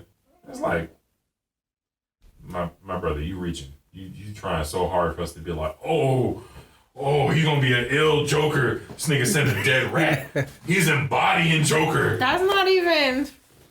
He was all kinds of shit. Like, I guess he had sent like Will Smith. Come on, this nigga is like as wholesome as they come. You sent this nigga like a used condom, like... Yo, what the fuck? That's not even like... Just to create headlines. to get us hyped for this nigga. That's not even like Joker it's said not... Will Smith use condoms.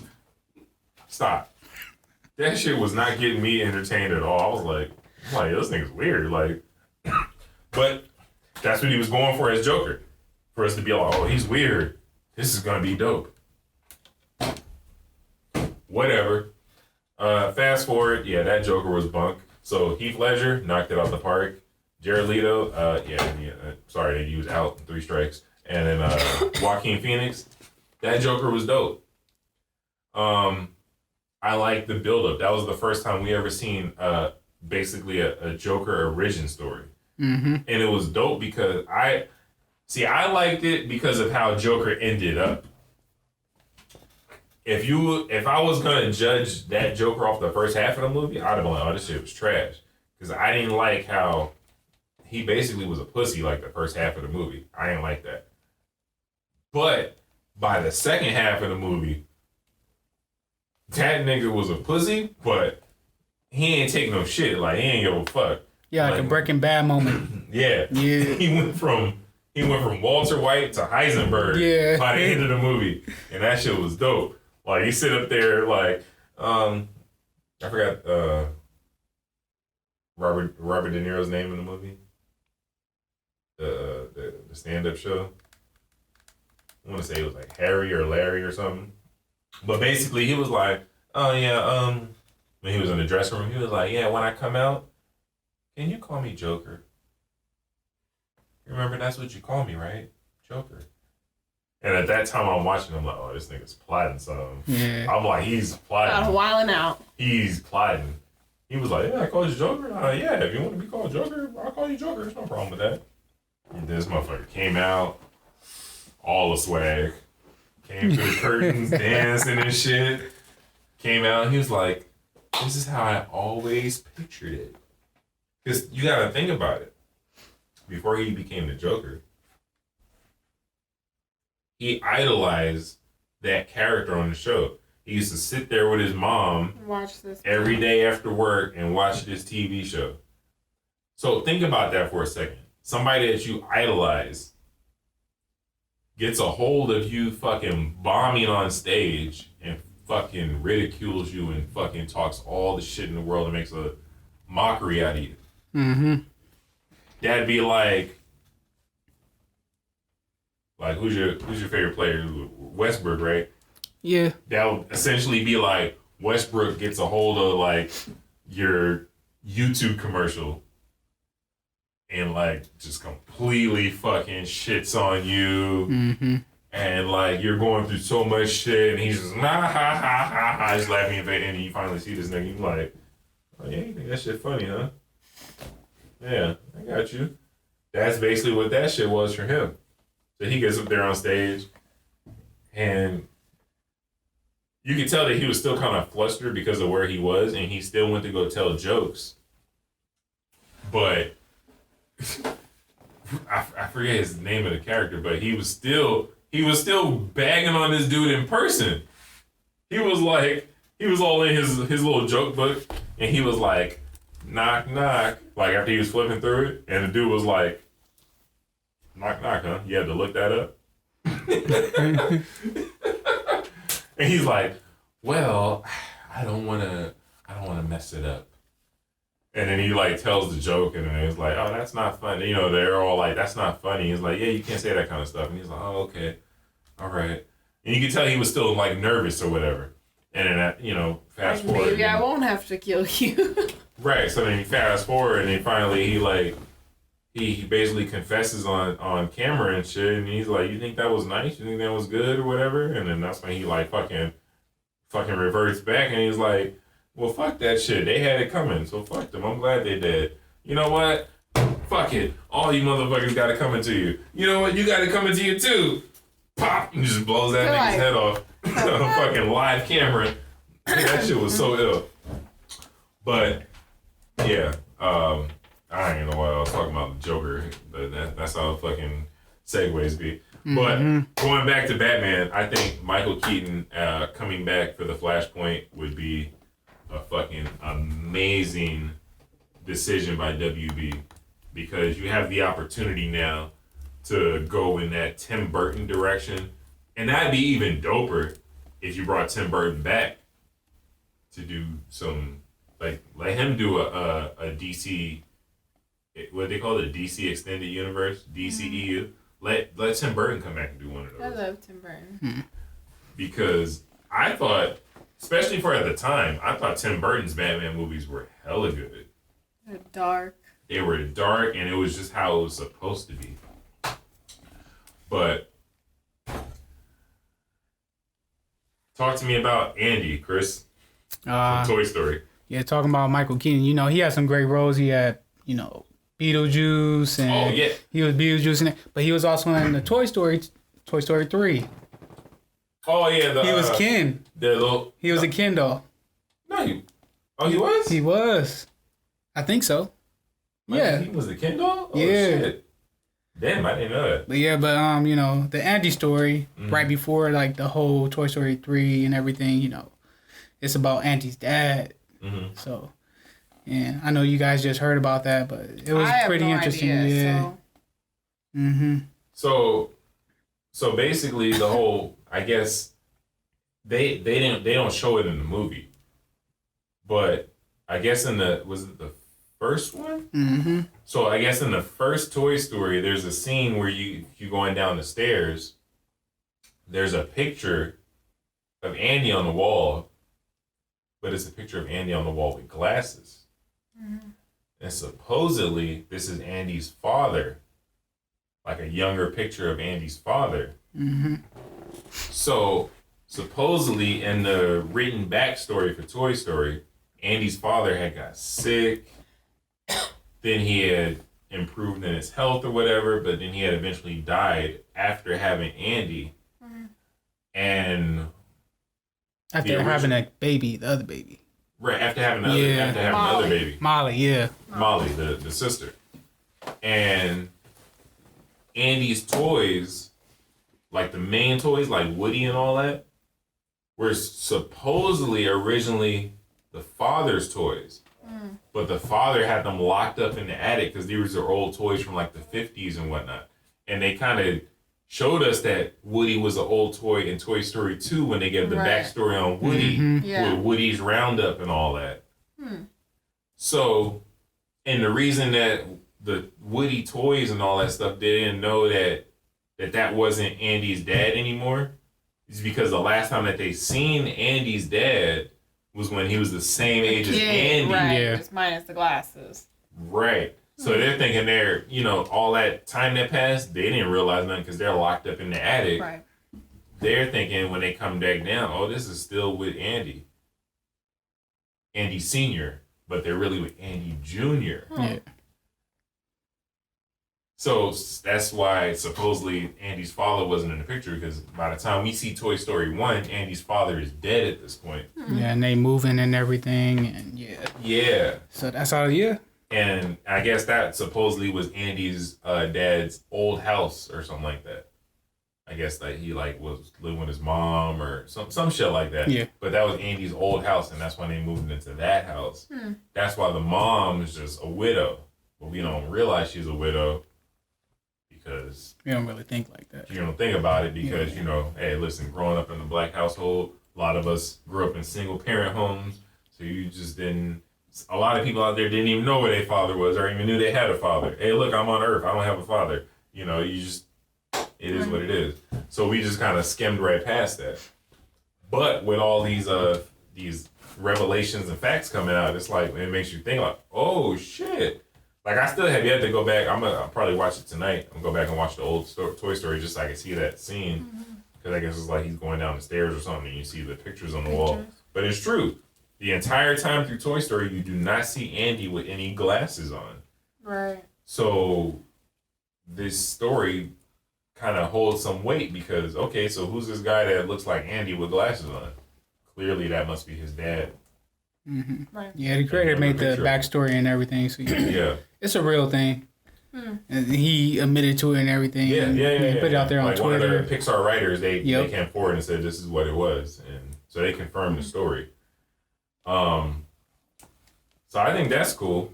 While we talking about Toy Story, get into that like Family Guy, man, and all those other things. Oh, and Yeah. I just wanted to get a quick opinion on what y'all thought about. See, me personally, I feel like Toy Story should have ended at 3. I feel like that ending was perfect.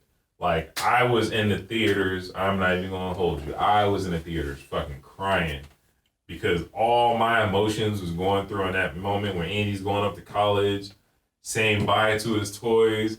Mm-hmm. Because all the emotions, I remember being a fucking kid watching the original Toy Story and was just like in awe. Like, oh, like I grew up with this movie series.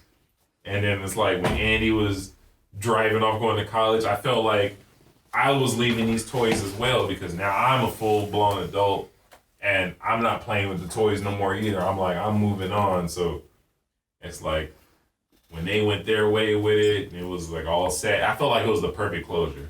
So when they brought back 4, I thought 4 was a good movie. I thought 4 was a really good movie. 4 would be like my 3rd favorite because I think 1 and 3 were like a tie for me. Like the original, and then the 3rd one was like, it's like the original was so good that the finale in 3 it's a toss-up. You could say the first one was the best or the 3rd one was the best, and I'm not going to argue with you. Yeah. But I like 4 better than I like 2. 2 was just kind of like, It was a good movie, but it wasn't as good as the other ones.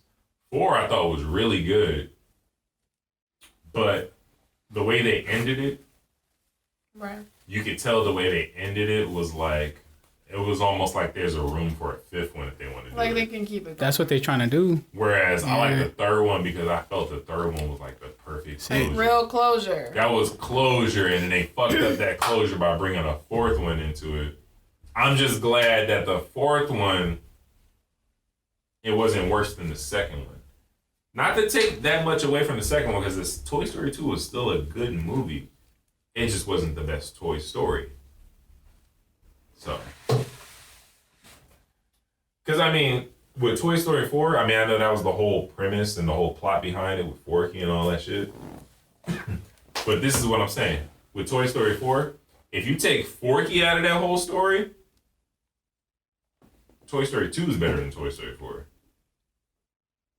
But well, it's no story. But I was gonna say, I know that's because Toy Story 4 is centered mainly on Forky, but Forky brought a lot of joy and life to the 4th one. Like, he was the heartbeat behind that movie. Like how normally the other ones, Woody and Buzz, were the heartbeat. Forky was like the lifeline of the 4th one. Well, that, and it's like they pretty much, like, it was perfect closure because, like, okay, yeah, he's going to college. I'm gonna leave my childhood toys with you, and then they just pretty much revamped it with, oh, I'm giving him to Bonnie. Like, now we're gonna go what? We're gonna go through this. Technically, you could go through this journey with Bonnie. Yep. And they kind of touched on that in the freaking 3rd one, where it's like, oh yeah, we get, oh, these kids grow up, we get new kids. Oh, we get, but then eventually, come on, realistic with toys, they end up getting broken, beat up, thrown out, It's like give them that closure. Because I'm like, obviously, I mean, I'm not trying to keep it going forever, trying to grow up on Bonnie and what Bonnie gives them to her fucking kids. Like, no.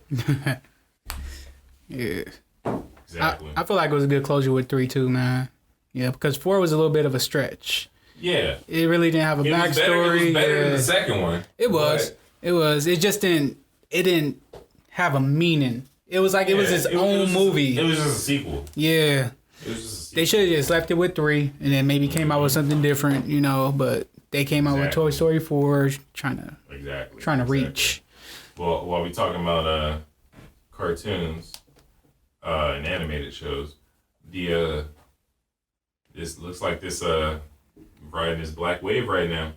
Mm-hmm. It looks like everything is switching in our favor. So Simpsons and Family Guy, a lot of people, and I didn't even know this, but a lot of people on those 2 shows that portray people of color are white actors for the voices.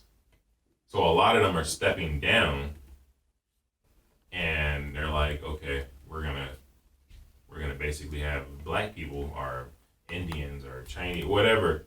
We're gonna have people of color playing these characters, which, I mean, let's be real. Technically, they should have did anyway to begin with, because I mean, all you need is a good voice. It ain't like it's a cartoon. You don't need to see the face. Mm-hmm. You know. So, I think that was a good call.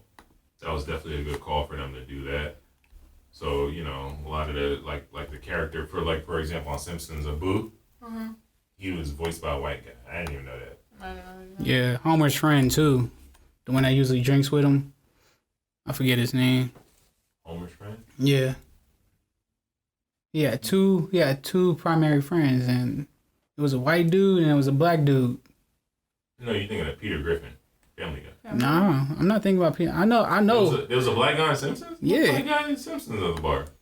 He usually be at the bar with some Homer. Oh, shit, I haven't. Yeah, Mose? Oh, he works at the power plant with He them? worked at the power plant. Power with plant. I mean, it's a real minimal character. I can't think of. But same thing with Family Guy. The dude that plays Cleveland was a white dude. Mm-hmm. So I mean, looking at it in retrospect, I'm glad that they're retiring those voice actors, because now when I look at it, I'm like, it's almost kind of racist now. It's too late. I think it's too late. Yeah. 'Cause they Especially are- with Simpsons. I mean, Oh, shit, yeah, was that definitely. 30 years deep. Right. Uh-huh. But yeah, well, like looking at it in retrospect, yeah, I could see how that could be perceived racist, because like, especially the Cleveland character. Mm-hmm. What do you know? It's like, damn, that's your version of a black guy. Like, And they had a whole spinoff with him and everything. Yeah. And he was voicing them. But what was it? Regina King was in it. right, Yeah. right. So, but yeah. And then the same dude that was playing Cleveland's voice also did the son of, was it Rollo or something? Yeah. He did his voice. Mm-hmm. And it's like, damn. Like, it took them this long to catch that? Because I ain't even gonna lie to you. Like, if I was in the studio while they were recording, I think I would feel some type of way seeing a white guy talk as a black guy like that. Mm-hmm. Like, yeah, I'm Cleveland, you know, like, I'm like, damn, like, just listen to how annoying the voice is now, and I'm like, dude, this is a white dude imitating a black guy? Like, that's fucked up. Yeah. It was recognized in the past, you know, basically Rugrats, they got rid of Susie Carmichael's voice for a black woman. Really? So yeah, it was originally a white girl, and then it ended up being a black woman. So but now she's in a lot of stuff. I think her name. Wow. Yeah. That's crazy. It's funny. I was talking to my homegirl Camila the other day. We were poking fun at Susie Carmichael because she had a Rugrats shirt, and Susie Carmichael was hella black on there. But then there was like an episode of Rugrats, and Susie Carmichael was like barely darker than Coco. And I was like, the fuck? Like, how the fuck is she so light in this episode? And it's like, you didn't even realize it. Like, it was early episode, she was dark as fuck. And then as the show progressed, they just made her lighter and lighter. Hmm. And it's like, wow, it's like, when y'all ran out of crayons? Like, y'all couldn't make her actual color? But, yeah, that was crazy. Coco, you following what's going on with Bubba Wallace and NASCAR? I mean, I seen it. Like, I think I seen it was another like a sports play. I think he was in he was a football player, like a Saints player or someone that like got decked out in the. No. No. Bubba Wallace? Bubba Wallace, I'm saying I know he's a NASCAR driver. Oh, okay. I know that. I'm saying. Oh, like, okay. Go ahead. I'm sorry. Her Saints and it threw me off. No, I know. Like, I think someone else, like a sports player. Like, was it Jenkins? Something Jenkins? Yeah, like something like that. Like, he got all decked out to go support him. Like, he's like the only black NASCAR driver. And obviously NASCAR is very well known for just being predominantly white. You know, where they full on have like the fucking Confederate flags out there and just some real stereotypical white people for the NASCAR. So I'll say Bubba Wallace is the only black one. And now, obviously, you're gonna get the good attention and the bad attention. So of course, people have been fucking with him and putting fucking I don't even know where it was put, but it was like, I guess they put like a noose where he parks or something, or just... Yeah. So in the garage, what they did was, and supposedly, I mean, they showed the proof, but what happened was somebody, sometime, some year or whatever ago, had, you know, like in a garage when you pull down that metal, sometimes it's like a little string or whatever. So they made a rope right there, and they made a noose as the handle. Right. So when I seen it and I seen that it was there before, I was like, okay, they didn't make this to scare or spook Bubba Wallace. So they kind of just like backed off of everything because of the simple fact that it was made some time ago. But my whole thing, I'm looking at it like, wait, hold up. We just gonna skate past that they made a fucking noose as a handle? Right. You could have just made a circle or just a knot. Or just had the rope. Yeah, just had the rope as a knot. You made a full-blown, nice-looking noose and tied that and used that as your fucking handle? Yeah, like you have to know how to make that. Like, it's not like you just tied and you know what's crazy? And you know what's crazy? Like, when I seen that they tried to dismiss it, I was like, nah, I need to see how simple it is to make a noose, because who the fuck is making a noose as a handle? So I thought this was like a funny moment. Like, I went on Google and I was like, how to make a noose, because I just wanted to see how you made it and how simple it was.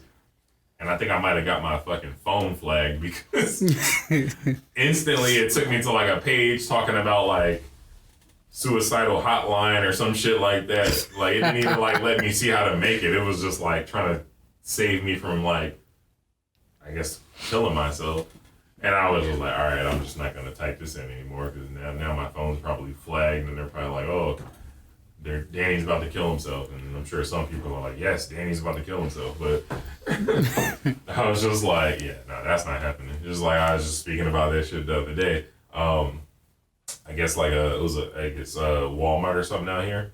A black person supposedly hung themselves in the back of it or something like that. And I was just talking about this today. Yeah, somebody had that on their story, not seen that. Yeah. I was just talking about my story, like, get the fuck out of here. Like, try again, not buying it. Black people don't hang themselves. They don't hang black people. White people hang black people, and white people hang themselves. Like, I'm not saying it don't exist. I'm sure there might be a brother out there that's lost in the sauce that might have hung himself before.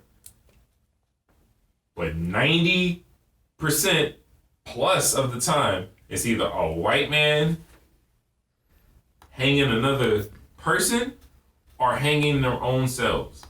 Black people don't go out that way. Black people do shit like, we'll just fucking go out in a gunfight or some shit. Like, we'll just pull the trigger on ourselves. We're not hanging ourselves. And we damn sure ain't hanging. And if we are hanging ourselves, it's not with a fucking noose. We're just not doing it. We don't know how to make nooses. Like, this ain't lanyards in high school. We don't know how to make the shit. We're not doing that. And like I said, the percentage is just a big difference. You show me one black person that's hung himself with a noose, and I'll show you 100 white people that's tied one. Let's play that game. So that's all I got to say about that. Yeah, rest in peace, dude behind the Walmart. I hope some cameras come forward and they find out what really happened, because when the truth really comes out, I can almost guarantee you that motherfucker was hung by some haters and some white supremacists or something, because he ain't just hang himself. We don't go out that way. We don't even know how to do that shit. Like, the fuck? You're not doing that shit in a public setting. Like, we're just not doing it. Listen, I'm not gonna sit here and act like there ain't mental illness or whatever. There are people that do commit suicide. I'm not gonna sit here and say black people are exempt from committing suicide. Mm-hmm. We do commit suicide. All races commit suicide. I'm just telling you that black people don't hang themselves. That's not how we go out. That's too much like drowning. Black people ain't trying to go out that way. You ain't never heard of a black person on purpose drowning. a black person on purpose hanging themselves. It just don't happen. We don't do it. That's too much of a struggle. We rather just instantly go out.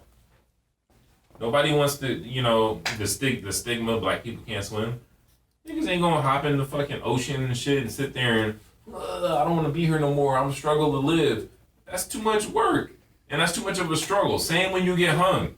You ain't never seen a person hang themselves and just sit there. Yeah, this is how I want to go out. Going out like a G. That's right. Oh, I can't even breathe. Oh, I'm dead. Niggas ain't going out like that. You know why? Because every time somebody hangs themselves, what do? Oh, shit. What the fuck was I thinking? God damn it. What? Oh, fuck. I'm dead. Because that's too much of a fucking struggle. Nobody trying to go through that shit. So, I hope they find justice and get the killers, and then motherfuckers need to go to jail because, yeah, I could be wrong. He could be the anomaly. I could be wrong, but I highly doubt this motherfucker committed suicide by hanging up the noose. It's just not happening. Like, niggas ain't trying to do that shit. Like, and the nigga hang himself. He gonna get He-Man strength and pull that shit apart like, oh, this was a horrible idea. I'm gonna go find a gun and kill myself. Like, nobody trying to sit there and hang and die for 45 seconds. Just no.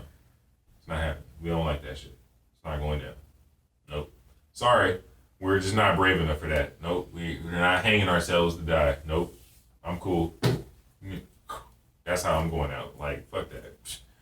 But while we're talking about niggas going out to injustice, you guys heard about Elijah Mcclain? I have not.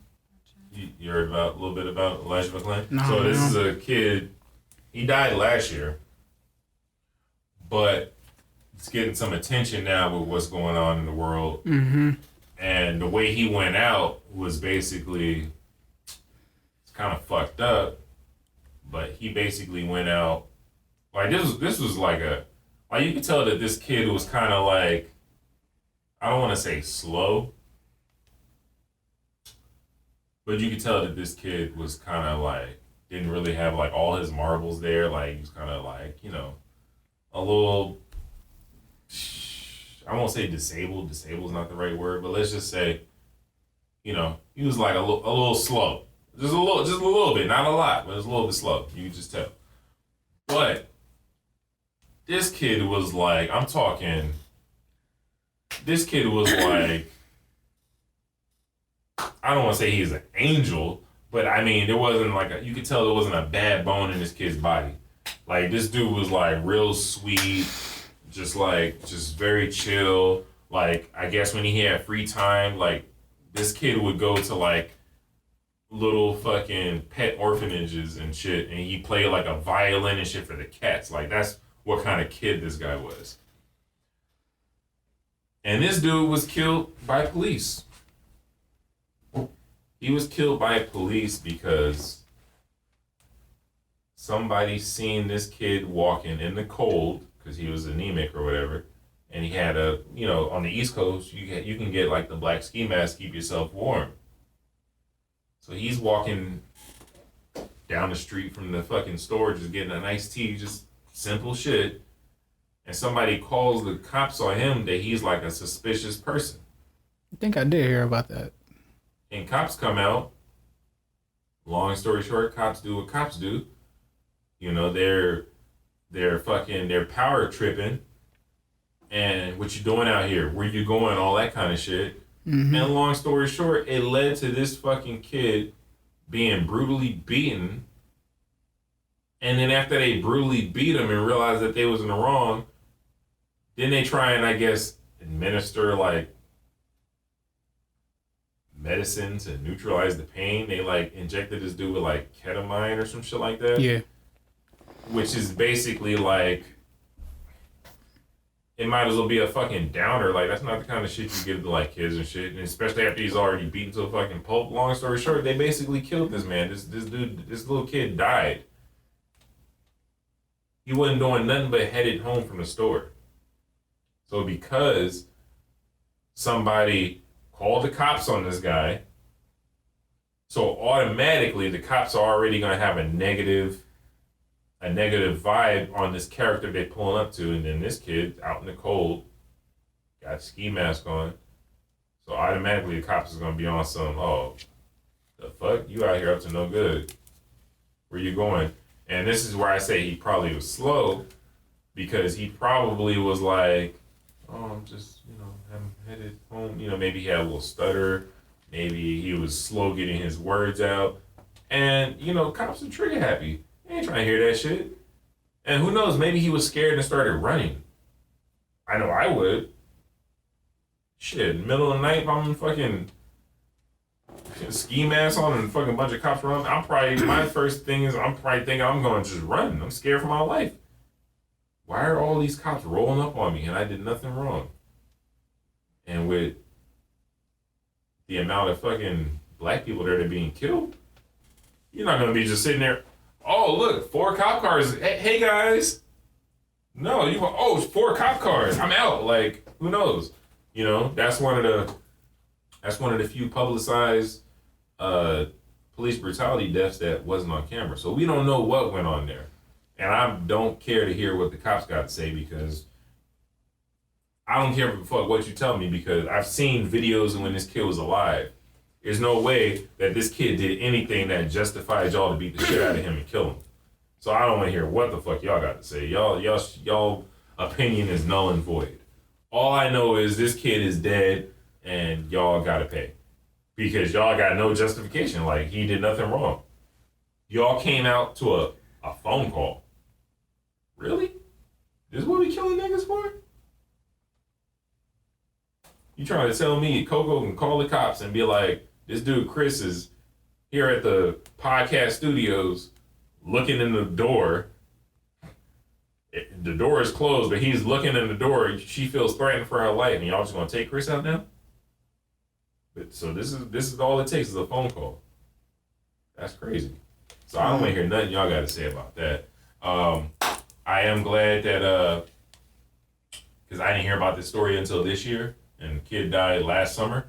So I am glad that he's getting the recognition and attention that he needs, because these 3 cops that killed him, they all need to pay. And fuck all this whole what is it? They fucking cops looking out for their own. I guess they reassigned them to a different department or something. Yeah, fuck all that shit. Motherfuckers need to be prosecuted. That case needs to be opened the fuck back up. I want to hear these motherfuckers explain themselves. Tell me what Elijah was doing in the middle of the night, leaving the store with a ski mask on, that all of y'all had to roll up and kill him. Tell me what this kid was doing. This kid that was sitting here playing the fucking violin for fucking stray animals. Tell me what this kid was doing. Please, I can't wait. I can't wait to hear this shit. Because you know what? It's going to be some bullshit. So you tell me what this little kid was doing that justified y'all beating the shit out of him and killing him. It's one thing if y'all just arrested him. Because y'all do that fuck shit anyway. I done been arrested out here for some fuck shit.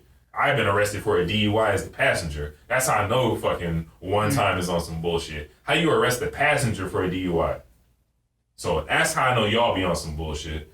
So tell me what this kid did that resulted in not 1, not 2, but 3 of y'all handcuffing him, beating the shit out of him, drugging him, and then eventually leading to his death.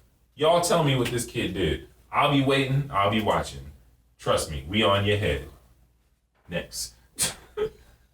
Yeah, while we on that topic, the St. Louis, the whole thing that happened in St. Louis with, what was it, protesters? Somebody rolled up on them and they was like pointing guns at them. Oh, on here? Yeah, I do. Yeah, St. Louis got the AR-15 for the Black Lives Matter. That shit is crazy. Yeah. Because I didn't get a chance to look at it, but I'm telling you, Twitter be on it. Twitter done found these motherfuckers home, the inside of their home, what all of them do, their careers, all this shit. And apparently this motherfucker been racist since day one. Racist as fuck since day one. But yeah, there's some protesters, because that's what we was doing. We was peacefully protesting, walking through this neighborhood, and this Ken and Karen decided to fucking come outside with a fucking AR-15 and a fucking handgun. And if you ever seen the video, clearly they've never even fucking gone to the gun range and used these shits, because this motherfucker come out with the AR-15, he ain't even holding it correctly. He's all like half-ass holding it, damn near aimed at his wife. Wife comes out with the pistol. She holding that shit like it's a fucking, like it's a drink at the club. Like, now y'all get up out of here. Y'all all up in like, what the fuck? And what state, country, law, whatever the fuck is it legal for you to come outside with guns pointing at people? These guys were peacefully walking through the neighborhood, walking on the streets past your house. You come out with guns aimed at them, talking about you protecting your home. What home are you protecting if they're walking down the street? They probably wouldn't even notice y'all and would have kept it moving. But you coming out with guns drawn at them, threatening them, talking about y'all better not come out here and try nothing on our property. Better stay off our property or we kill you. Like, what the? Really? Damn. That's white privilege like a motherfucker. I don't think I've ever in my life seen a black family come out on their fucking lawn with guns drawn, pointed at white people, and live to tell the story. Because I can almost guarantee you, had it been some niggas that came out their house with guns drawn, it would have been some white protesters that was legally carrying firearms that would have probably pulled the guns out, shot at the brothers, killed them, and would have said, I was legally within my right. I was peacefully protesting, walking down the street, and these niggas come out their house with AR-15s. I feared for my life. That would have been the narrative, and them fucking white people would have been free. But roles reversed. Black peaceful protesters with no weapons walking through the neighborhood, guns drawn on them. Here we are days later, nothing happening to these people.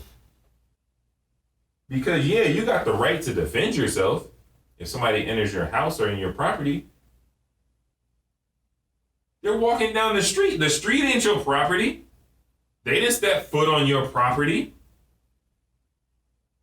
All you're doing, if anything, you're adding fire to a situation. You're adding fuel to the fire.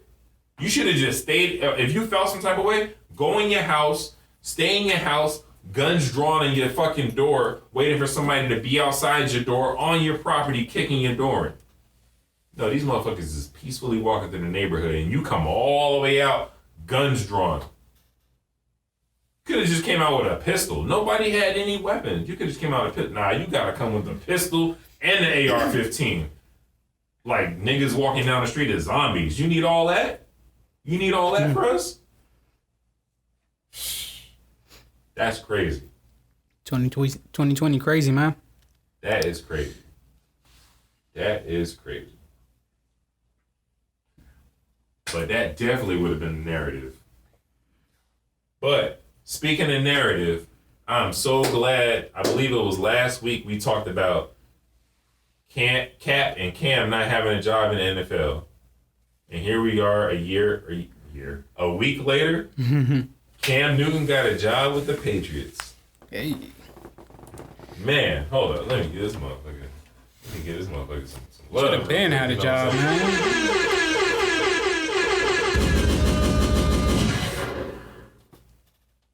God damn. Bill Belichick, that's one smart motherfucker. He had everybody fooled during the draft. Oh, Bill Belichick is for sure going to draft a quarterback. He's going to draft a quarterback. No way he can go into the next season losing Tom Brady with fucking Brian Hoyer and this bum-ass Stidham. He went through the draft, and all he did was picked up pieces that they need aside from QB. What did this motherfucker do? He was like, you know what? I ain't getting no quarterback in the draft. There's some established quarterbacks on the sideline right now. I'm gonna let shit ride for a little bit, make sure everything is good. Yo, Cam, let me see that physical. Let me see that. Man, you healthy as fuck. Shit. Damn, you just went to the Super Bowl 5 years ago. As a matter of fact, you was the MVP 5 years ago. You in your low 30s. Hey, you know what, nigga? Hey, here's $9 million. Hey, come on over here to Death Row, where you ain't gotta have your director, producer dancing all up in your video. You can do all your Superman shit by yourself. Come on over. I got a job for you. They talking about, yeah, the Patriots signed Cam Newton, but he still got to win the QB job. From who? Brian Hoyer?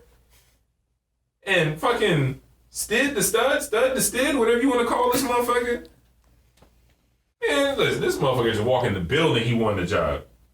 It's fucking Cam Newton. He is the quarterback that defined the mobile QB role. It's because of Cam that we have the Lamar Jacksons and the Patrick Mahomes and all that today. That's kind of taking it too far, man. You got Mike Vick that did all of that. Yeah. In a sense. Mike Vick did it, but listen, he ain't take nobody to the Super Bowl. Hey. He ain't never won MVP. Cam the man, though. Cam won the MVP, yeah. And what two quarterbacks won MVP after him? Oh, well. Lamar Jackson and Patrick Mahomes. Yeah. So that's Tom Brady. I'm talking about the black quarterbacks that can maneuver outside of the pocket. Hey. Them two came after Cam. Mm-hmm. They came after Mike Vick as well.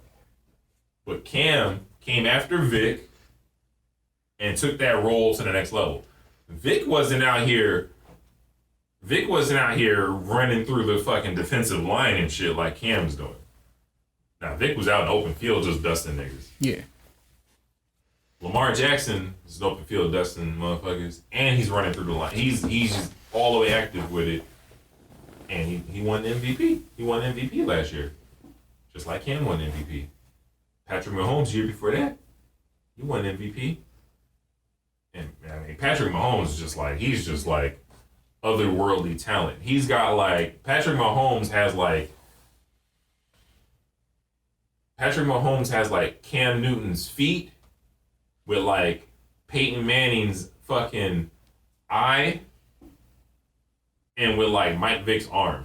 Like Patrick Mahomes is like a whole nother hybrid of a beast.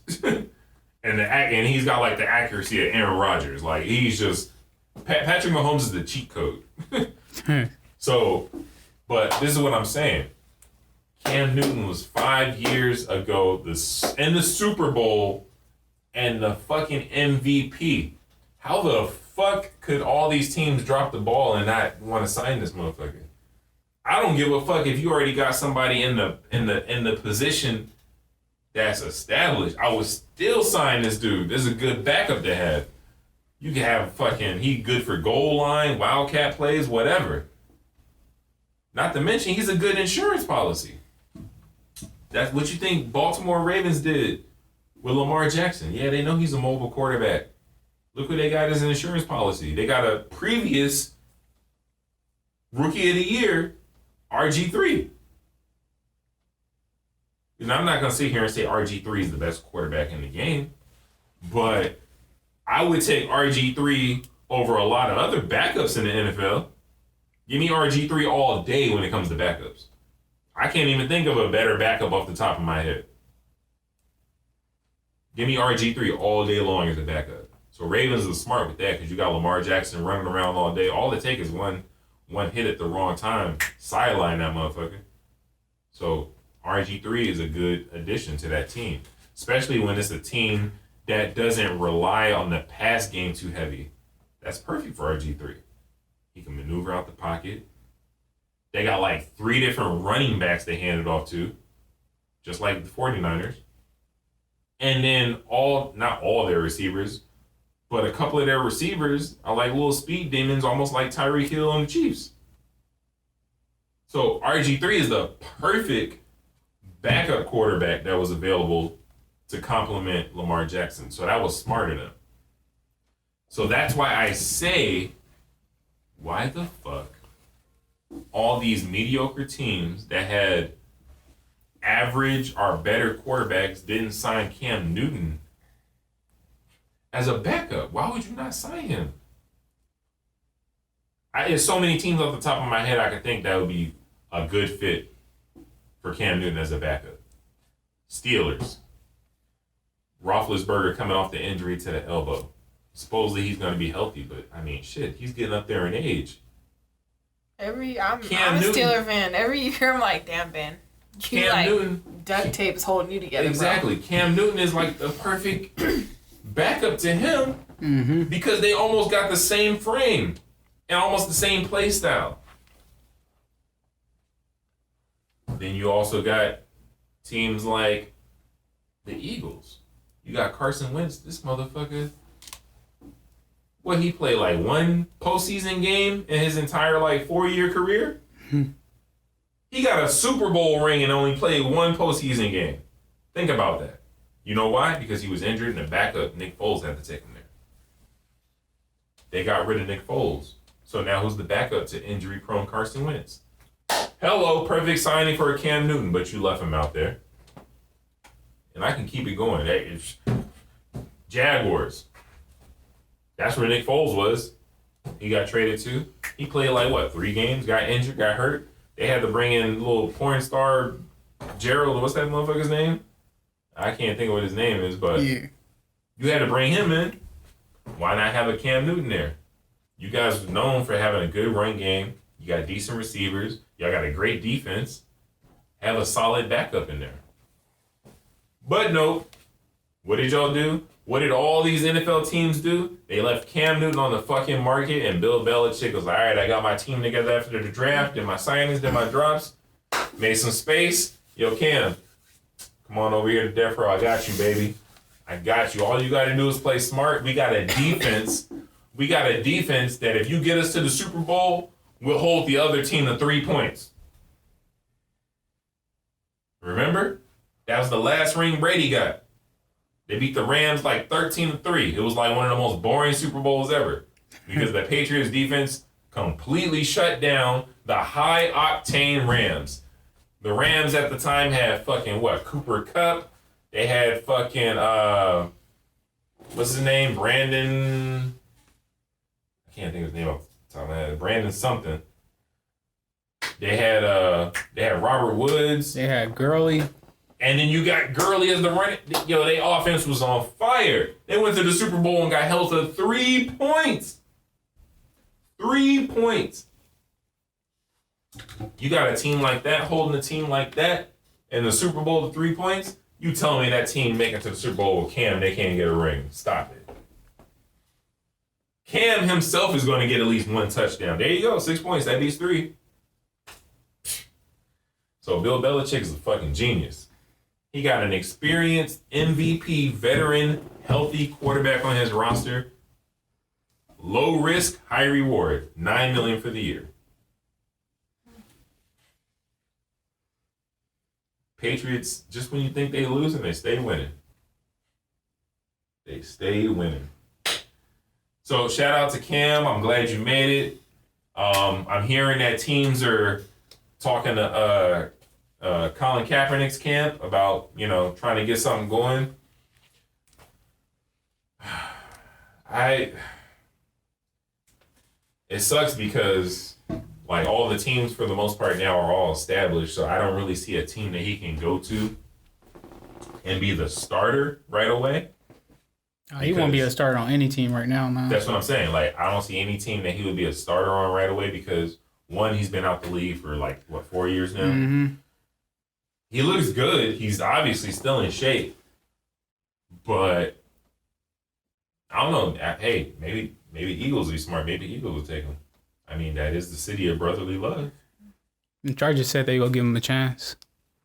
Bring him to L.A. Chargers would be a smart signing for him, because Chargers don't have a fan base. And if they sign Kaepernick, if you don't have a fan base, guess what? You're going to instantly have one with Kaepernick on your team. Mm-hmm. And their quarterbacks are, from what I remember from the draft, they got, Justin Herbert, something like that. And then I think they signed Tyrod Taylor. Yeah. So I'm going to say, off the top of my head, that Kaepernick could easily win that starting role. Herbert was good coming out of college. Tyrod Taylor, he's a little iffy. He's like up and down. He's up and down. Apparently, he was pulling Lamar Jackson numbers. Well, yeah, he was in Buffalo. Yeah, when he before was they in had Buffalo. Josh Allen. Yeah. And he was doing good there. But that team also, that's a solid team. Mm-hmm. That's why Josh Allen looked so good. The reason Tyrod Taylor didn't work, he was making too many mistakes. The interceptions are too high. And Colin Kaepernick, I don't have his stats on hand from the last time he played, but the last time he played, stats was pretty decent.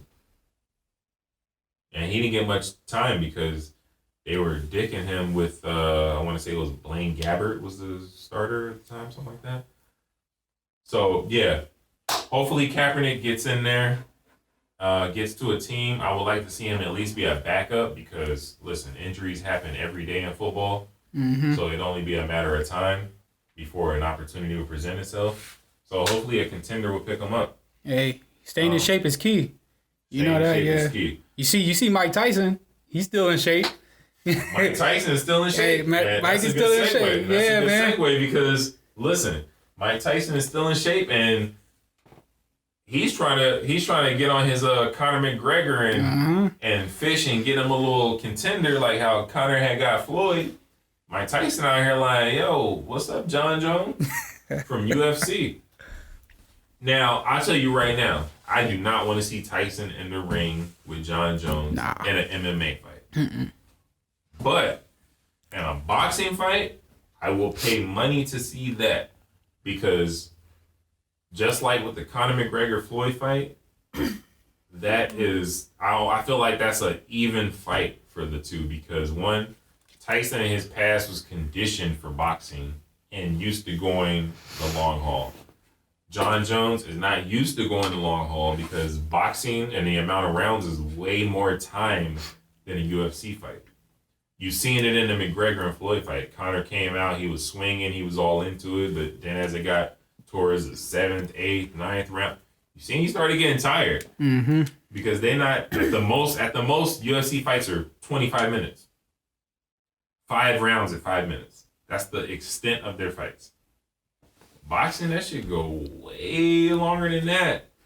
It can go way longer than that. It can go into the 30s. Damn, they're almost 40 minutes, some fights.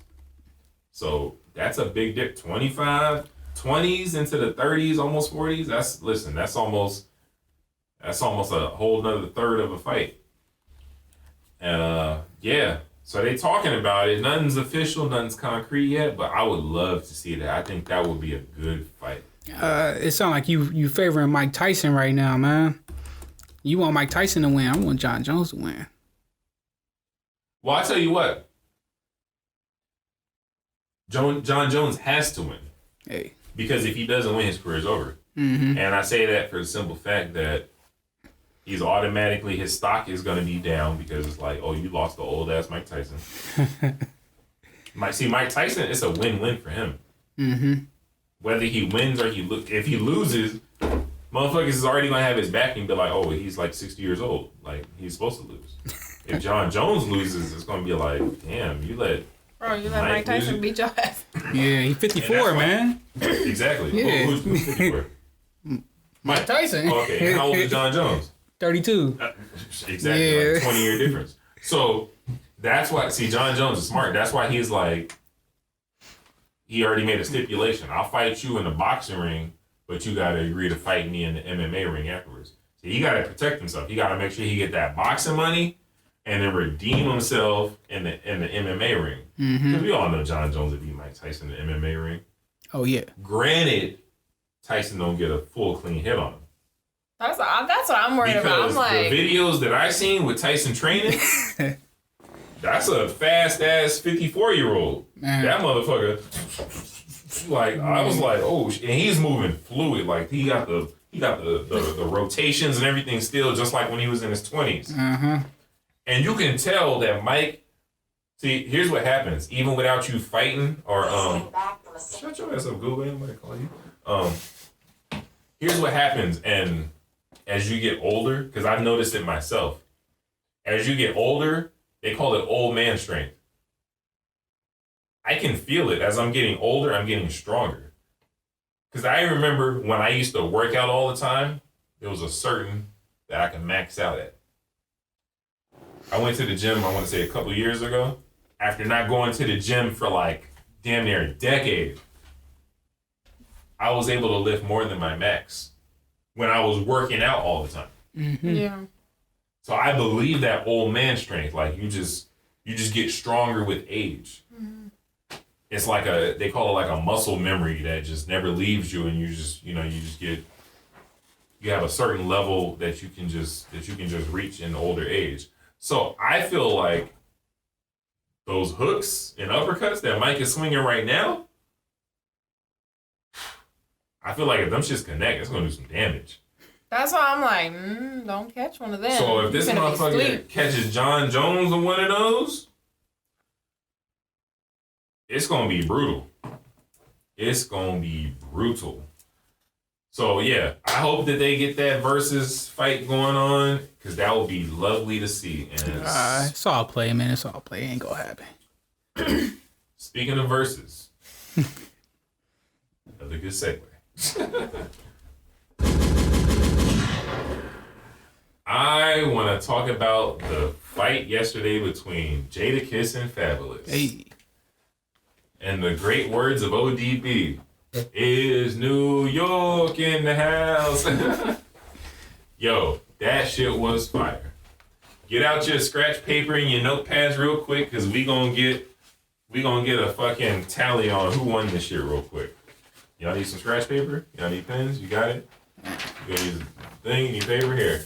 Y'all need pens? Here. Let's do it. There's one pen there. Another pen there. Okay, I got a pen right here. Alright. Y'all got ink? Cool. We're gonna go through this real quick. So, are you guys familiar with how the versus battles work? Look, Yeah, they basically put out like they play a verse from either a feature or like one of their songs. Something that's either their song, or a feature, or a beat that you've made, or a song that you've written. So, it's 20 tracks. I'm not gonna sit here and play 2 hours worth of music. Just gonna play enough to where you guys and the listeners know what song is being played, and you guys can tally up and give me what you think, who won what. The first 10 songs, Jada starts it off, and the last 10 songs, Fab starts it off. First song, Jadakiss. This is Blackout featuring DMX and Jay-Z. And the Locks.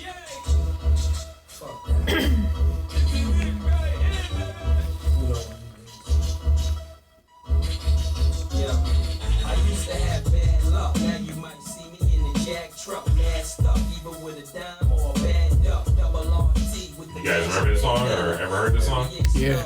Okay. Alright, so that's Jadakiss.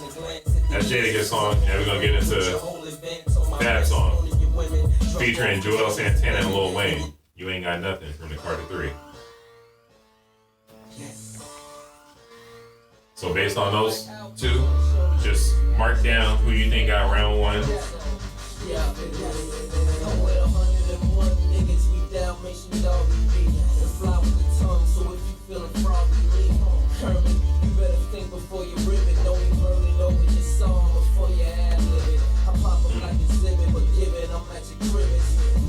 Alright, round two. The Locks. Recognized.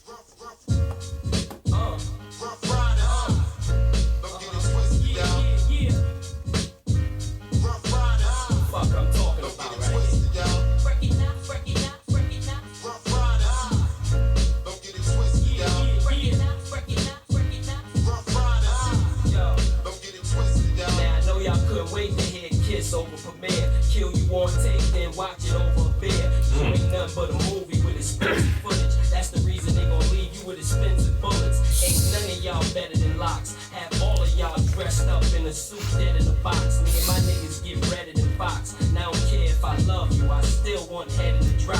Niggas running around talking that Y2K shit. Crackheads is still gonna want that great shit. That's Oh my god, I'm stopping right there. The next song, 6 minutes. Cassidy featuring Lil Wayne in fact. My niggas with me, and we about to shut the industry down. Hey yo, Weezy, let's get it poppin'. Hit me, fuck that shit, just the south side. Got a fat dick on your mouth wide. I'm from the take it outside, no, do it right, check them. How about later on, yeah, when everybody home, let's get fucking with Weezy F, baby. Please say the baby. Ride with your bitch, got keys on the lady. Triple gold D's, 4 tires on the whip. Young Carter sliding out, I'm flying in the whip, yeah. Angel, one hotter than the devil. The pot off kettle, off the metal, let them burn like earth shiver, bird.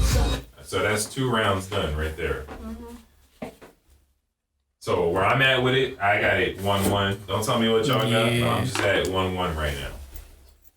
And then here goes Jada starting off round 3, which was strong as fuck. I need it from the top. Made You Look remix with Nas and Ludacris. Godson, what up? D-Block, what up? Bravehearts, what up? Yeah, yo, ain't nothing but trouble, God. When I kick in the door with D-Block, Bravehearts, and a double R, don't make me let the machine off. This is methadone music that you can lean off. Made you look. The remix It's really hard. I actually really like this song. So let's hear the next one. Everything is real, I see. I think Jada win ultimately, man. And then here's the next song. Start It Up. Lloyd Banks, Kanye West, Fabolous, Swiss Beats. Ah,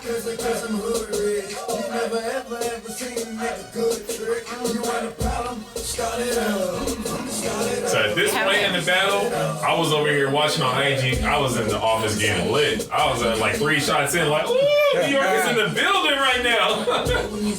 I was ready to hop on the plane, catch the Rona, and go to the Big Apple.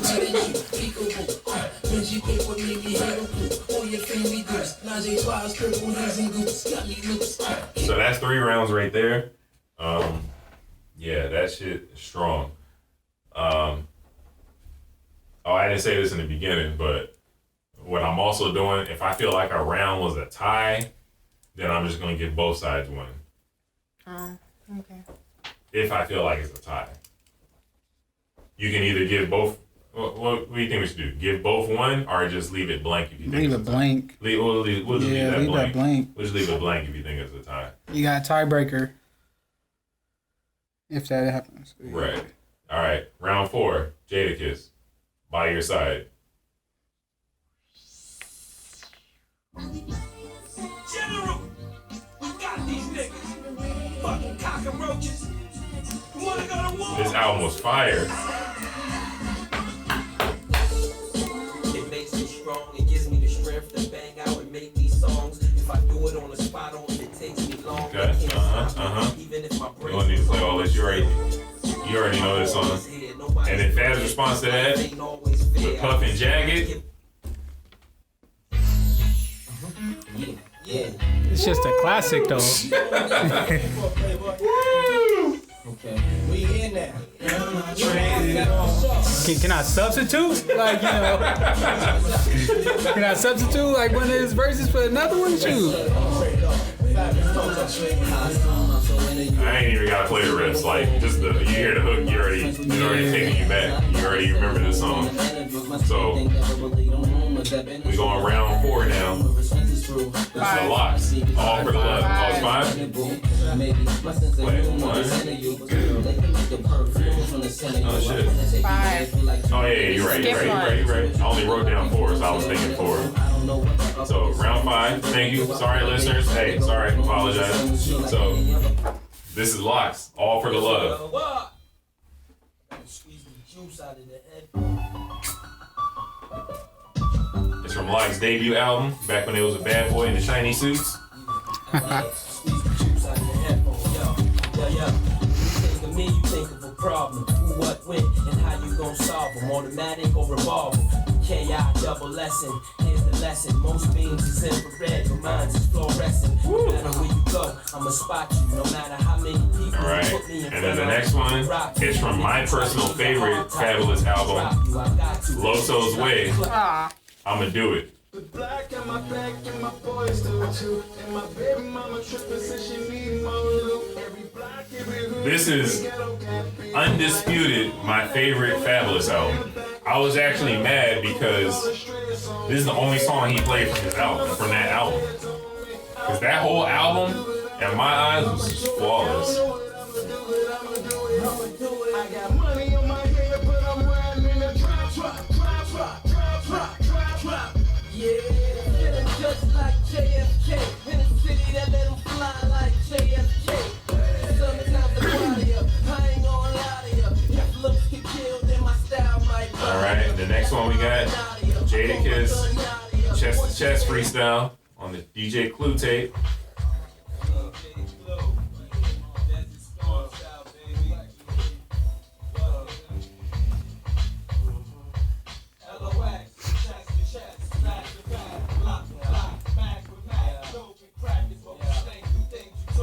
I mean, it's gonna sound biased, but I'm just gonna go to the next one because the next one was an auto W against this. Like, this was a good freestyle, but how the fuck could it beat Fabolous keeping it gangster?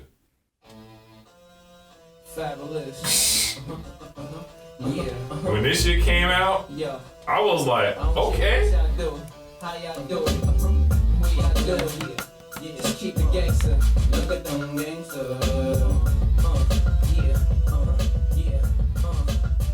Fabs living the vida loca. The only nigga in the hood you can come see. But either Weed or Coca. Dogs wanna see me and my team in a chair. They heard about the kid with the high beams in his hair. But I ain't gonna lie to you. Jada came hard as fuck for this next song. I remember it like yesterday, the first time I heard this shit. I actually went from Cali to New York, and my niggas was playing Monopoly with this shit playing in the background on repeat. That's how hard this song was.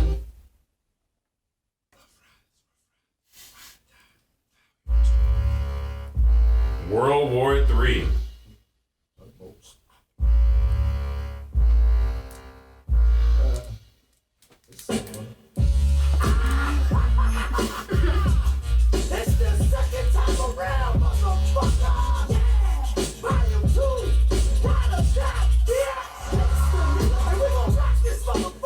This is round 7 for y'all out there listening.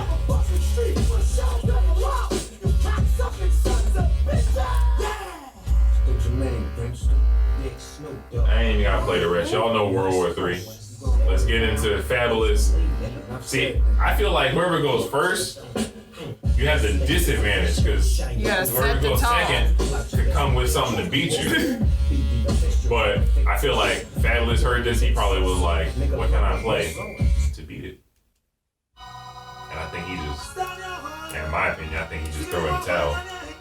This is Fabolous featuring Junior Reed, Gangsta Don't Play. Which is a good song, in my opinion. But in my opinion, they don't hold a fucking candle to World War III.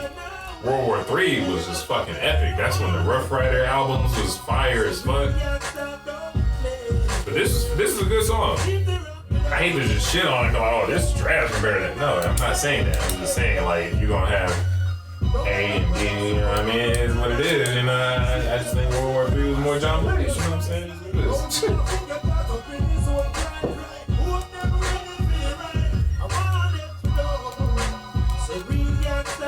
So then now Jadakiss comes back with Nori, banned from TV.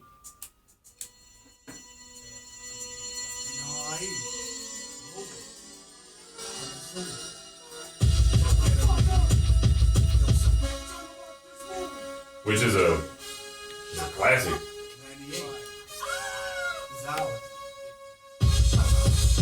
Hey yo, regardless of rain or snow, sleet or hail, I kick street tails, choking niggas like I'm free well. Golden State, pulling your face in the palm of my hand, blow you away like it's part of the plan. I got it all like I see it.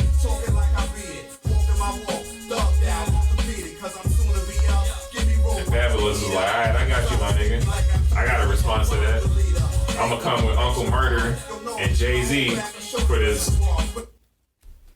Is Brooklyn in here tonight?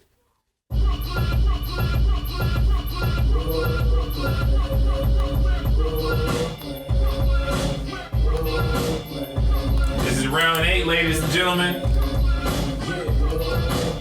Rock is in the building. Street fitted it damn. Right here, big. You boys sitting on top like a headway. Bed style, fly, bush with sick. East New York, walk the Brownsville, real ill. See, I got a Fort Green lean. Clinton Hill, chill, red hook, look, man. Ain't no shook hands and Jada was like, alright. Jada was like, that was real cute. Let's go to round 9. Blood pressure from the locks. Headphones is on fire this time around, Styles. My blood pressure is real. Yo, last time I'ma tell these niggas, man, niggas can't fuck around, man. Jada, man, whoever, old nigga, new nigga, what? Yo, who really the best rapper since Big ain't here? Y'all know the answer to that when Kiss ain't here. When you see me, don't ask me nothing about us, and don't definitely ask me nothing about fuck it. You owe me one, I owe you two. I would've smacked you. So that was Jada's start from round 9. I'm talking to him, I'm talking to you. Matter of fact, talking to y'all. Life is like Fab was like, alright, I'm gonna hop on this Jeezy track one time for you. OJ from the TM 103 project.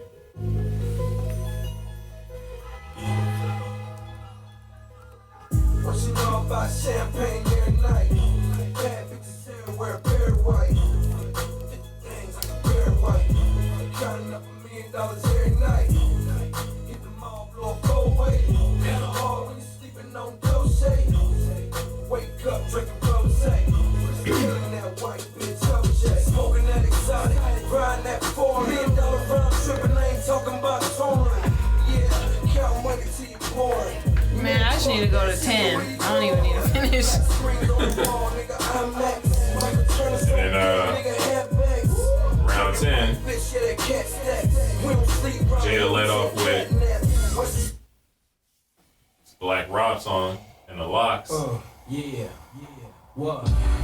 Called Can I Live? What? Yeah. What? Yeah. Another classic. What?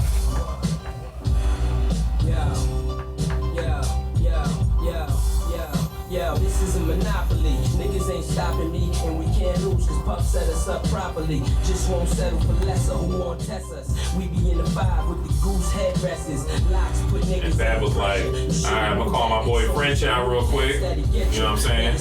I got something for you from the Young OG project. Well, in just about 15 seconds from now, it'll be 1990.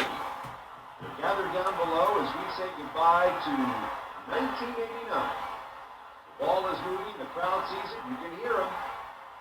Oh, can you ever hear them? They know when it hits the bottom, it'll be 1990, goodbye to the 80s.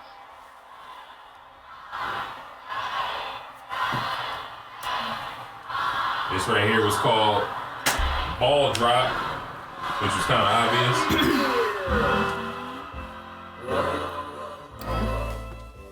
Whoa, whoa, whoa. Whoa, whoa, whoa.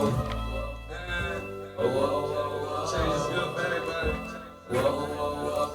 One time.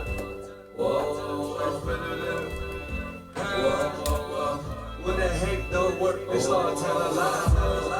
Baby, work, gon' bust a wide. It's that new money left. Alright, so now we're on the second half of it. Fabolous leads it off now. It's 10, right? Yep, that was 10 rounds. So now we're on 11. So Fabolous was like, you know what? I'm gonna call my boy Anwar and Meek Mill to come through, and we just gonna hit it with the uptown vibes real quick.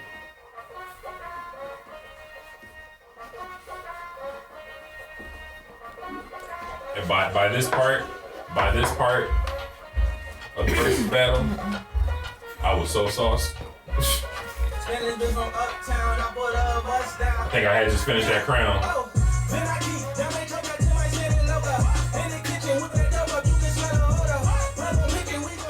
This was on Meek Mill's Champions album. I'm sure most of you guys heard of this because it was just a couple years ago. Jada was like, once again, oh, that was real cute.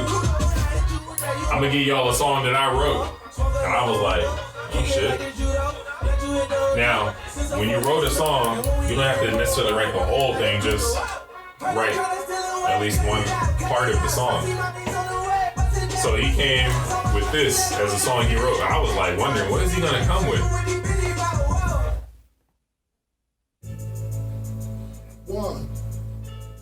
Came with the victory? The biggie? Yo, that's the cheat code. That's an auto W. He wrote Puff's part. Yo, this shit was so funny. Fab was like, oh, this nigga cheating. Fab was like, you got me going against Biggie?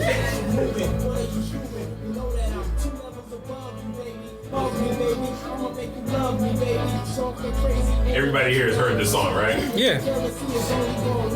It's on all the video games. Right. So listen.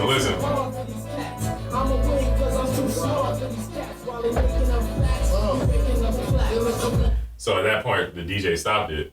And Jada was like, yo, you could have let Biggs verse rock. Fab was like, no, the hell you couldn't. Right. Turn that shit off. Nothing against Big is the man, but you cheating. Cheating ass. Cheating ass. So, yeah, I'm just going to outspoken say my vote once again. If I got to go Uptown Vibes against Victory, then I guess I'm just going Victory. I mean, how the fuck does, that's an auto W. Mm-hmm. So, and on that note, round 2. Fab.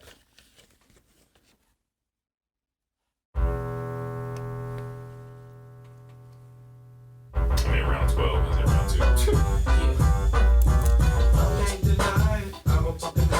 Rest in peace, Nate Dogg.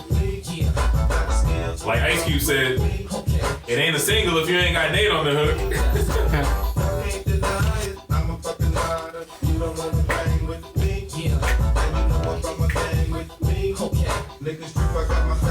And then Jada was like, oh, I got you. I'm gonna call my goons out. And we just gonna get you with this. Everywhere we go, people wanna know who we are. So we tell them this is D Block, mighty, mighty D Block. Everywhere we go, people wanna know who we are. Just for the record, this was I don't watch a lot of the verses, but this was my favorite verses battle. If it's not obvious. Giving a full-on review, play-by-play. Yo, the revolver, the Maddie's cool. Night game like daddy cool. Since Valley shoes. Real life street shit, truest and the deepest. No niggas that go to jail.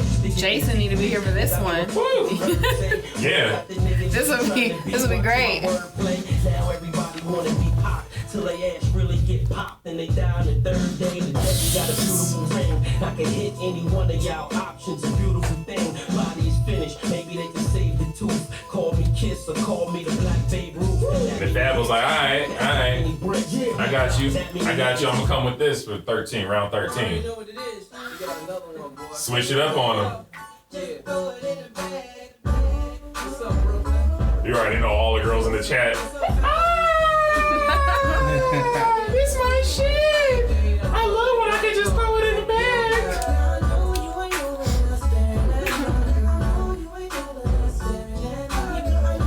I don't think I play this whole thing. Y'all know Fab throw it in the bag with the drink.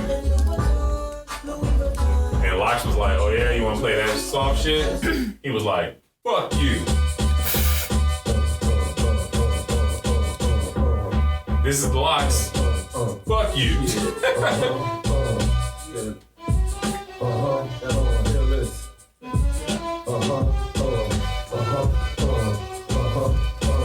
If you only wouldn't make it, fuck you. you. Talk with a heart full of hatred, fuck you. And you said we wouldn't kick it, fuck you. Only my man run sacred, cocksucker, fuck you. If you hold we wouldn't make it, fuck you. Talk with a heart full of hatred, fuck you. And you said we wouldn't kick it, fuck you. Only my man blood sacred, cocksucker, fuck you. Only my man's blood is sacred, cocksucker. When they coming, then I heat their ass up. Cause them niggas that you went to school with will catch you while you in your new whip and turn your brains into Fab was like, alright, alright, I hit you with my shit from my debut. You know what I'm saying? Holla back, youngin'.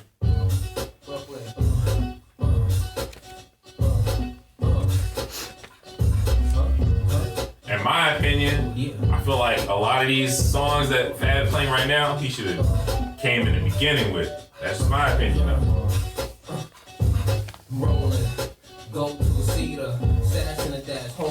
Once again, by this point, I was faded. And Jadakiss was more drunk than me.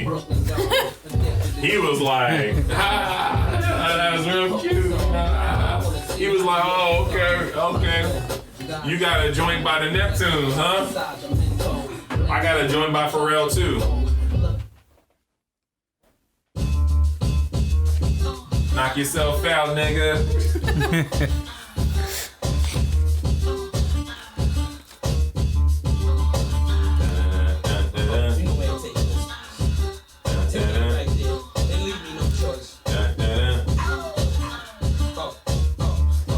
She was a model for a year and a half. And then she took her pins out and her hair dropped down to a calf. I knew a man, he was just up north. He would've got left up north. But he was the chef up north. Anyway, I'm pay out double. All I do is get those, spit flows, try to stay out of trouble. If you ready, we can move. Just lose your man or hit the dance floor. I'll show you how to do my dance. Or I might let you play in the garden. So Fab at this point was like, alright, round 15. I get it, my nigga.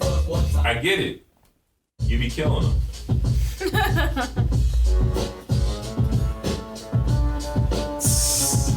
Nice. How was I feeling that day? Oh.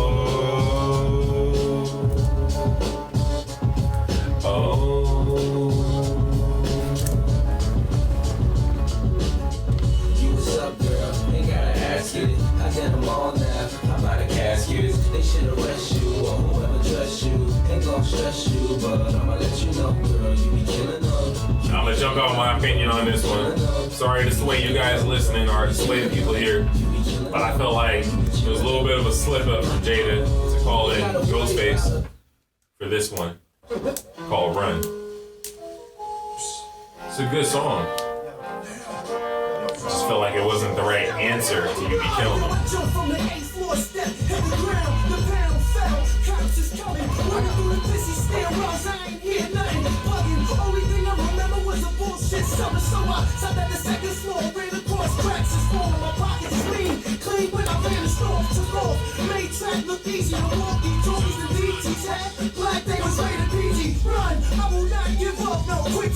And I'm sure Fabolous at this point was feeling himself like, yeah, I got you this round, nigga.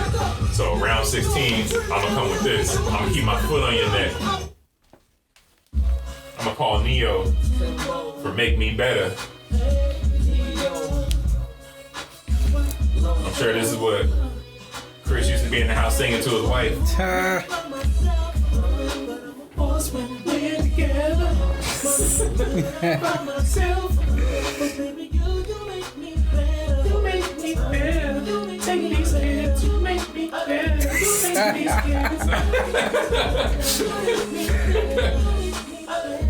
And then once again, Sauce Jadakiss was like, yeah, that was real cute. You know what'll make me better?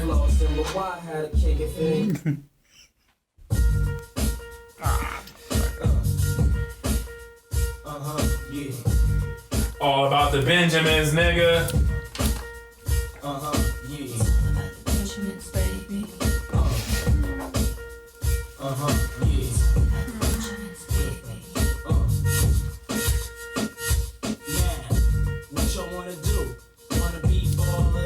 Shot callers, brawlers, who be dipping in the bins with the spoilers. Any more than that, you guys already know that song. Fettuccine and Bill. Fabolous like, oh yeah, nigga. You gonna get another big songs? Let me call my man Mike Shorey for this one. And Lil Mo. Baby girl, you know my situation. And sometimes I know you get impatient, but you don't put on a show to get ovations. Take it to court And go through litigations. And I respect you, gangster. Treat you like a princess and Something on your neck to thank you. She's my pinch hitter. When it's starting line, I've been playing by I come off the bench with her. It might sound like I'm gassing ya, but it takes time to get from the backseat to the passenger. Jada was like, oh, you think you the only one that got songs for the bitches, nigga? You think you the only one that got songs for the bitches, nigga? Let me hit her my girl. She a classic in the game. Trying to take it back like that, fool?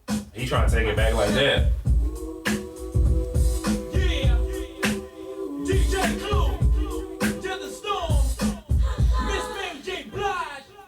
Steady, are you ready? Are you ready? What's going on? What's going on? Rockefeller. Steady, are you ready? Are you ready? What's going on? Tell me what's going on. Def Jam. Cold fresh air, feel the melody that's in the air. Oh yeah. I'm bound to take a look around. Oh, it's going down. However do you want it? However do you need That me? classic shit. However do you want me? However do you need me? Do you need me now? And at this point, Fab was like, you know what? I'm just gonna keep it in my bitch bag one time. Miss Mary J. Blige. I'm gonna keep it in my bitch bag. I think you should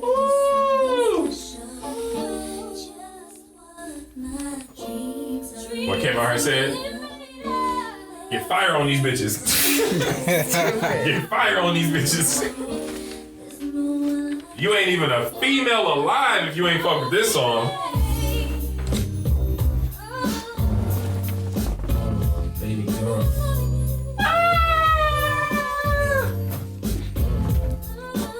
All the bitches know how to spell fabulous after this. I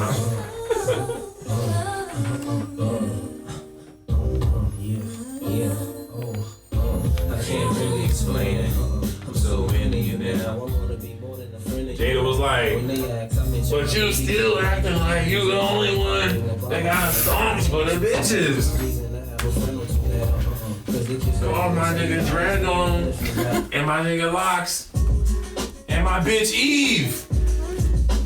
Cause we got ride or die bitches over here, nigga.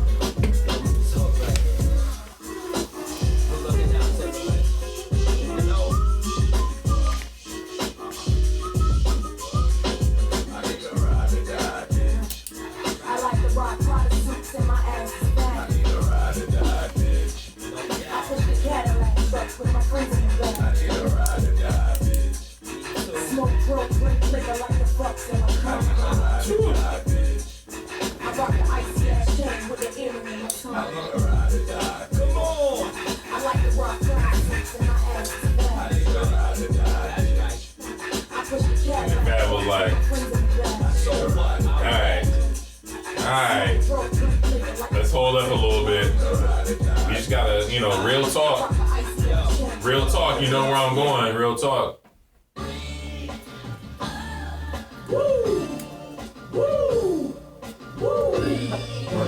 Two, three, and the four, and you gotta breathe. Woo! You gotta breathe. You gotta. Show these niggas can't breathe when I'm humming to, some shoes. Gotta be 20, man, it's not even funny, they can't. The chokehold's too tight, the left looks too right. This is round 19, by the way. Hope y'all out there keeping track. Got your numbers ready. Coming towards the end. Jada was like, oh yeah? That's real cute. That's cute, but I'ma call my nigga Jaheim real quick for this diamond in the rough.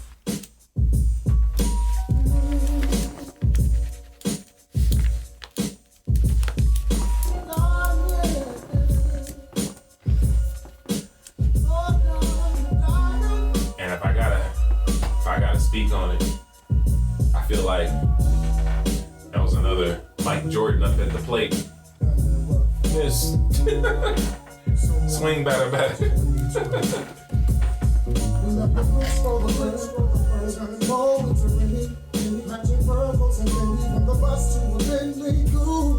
With a profit full of shoes, yeah.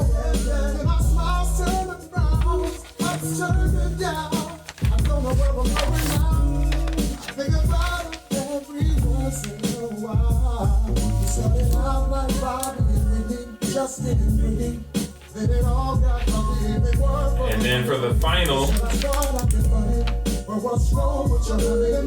Fab came with Jamie and Neo. A dedication. She got her own. To the independent woman. To the one working hard for hers, this is just my way of letting you know. I see you, baby. And I brought a friend along to help me show my appreciation the right way. Ladies, Mr. Jamie Foxx. Mr. Fox, ladies. I love her 'cause she got her own. She don't need mine, she should leave right alone. There ain't nothing that's more sexy. And you guys know this song, so it's not no need to play it any further. But you do know that Jada was once again like, that's real cute. But you know what? I'm gonna let the song say it for me. Wow.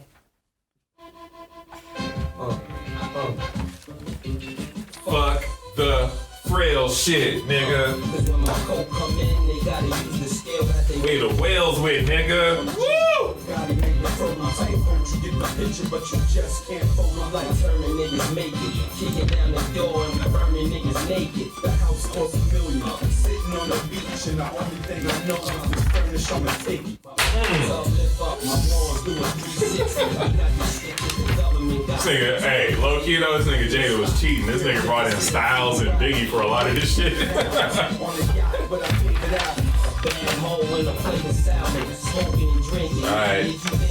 Hopefully you guys at home got your tally together. That was all 20 rounds. Coco, Chris, you got your 20 together? Yeah. Alright, we're gonna start with Coco. Ladies first. Be all gentlemen up in here. We don't smack bitches when the camera's on.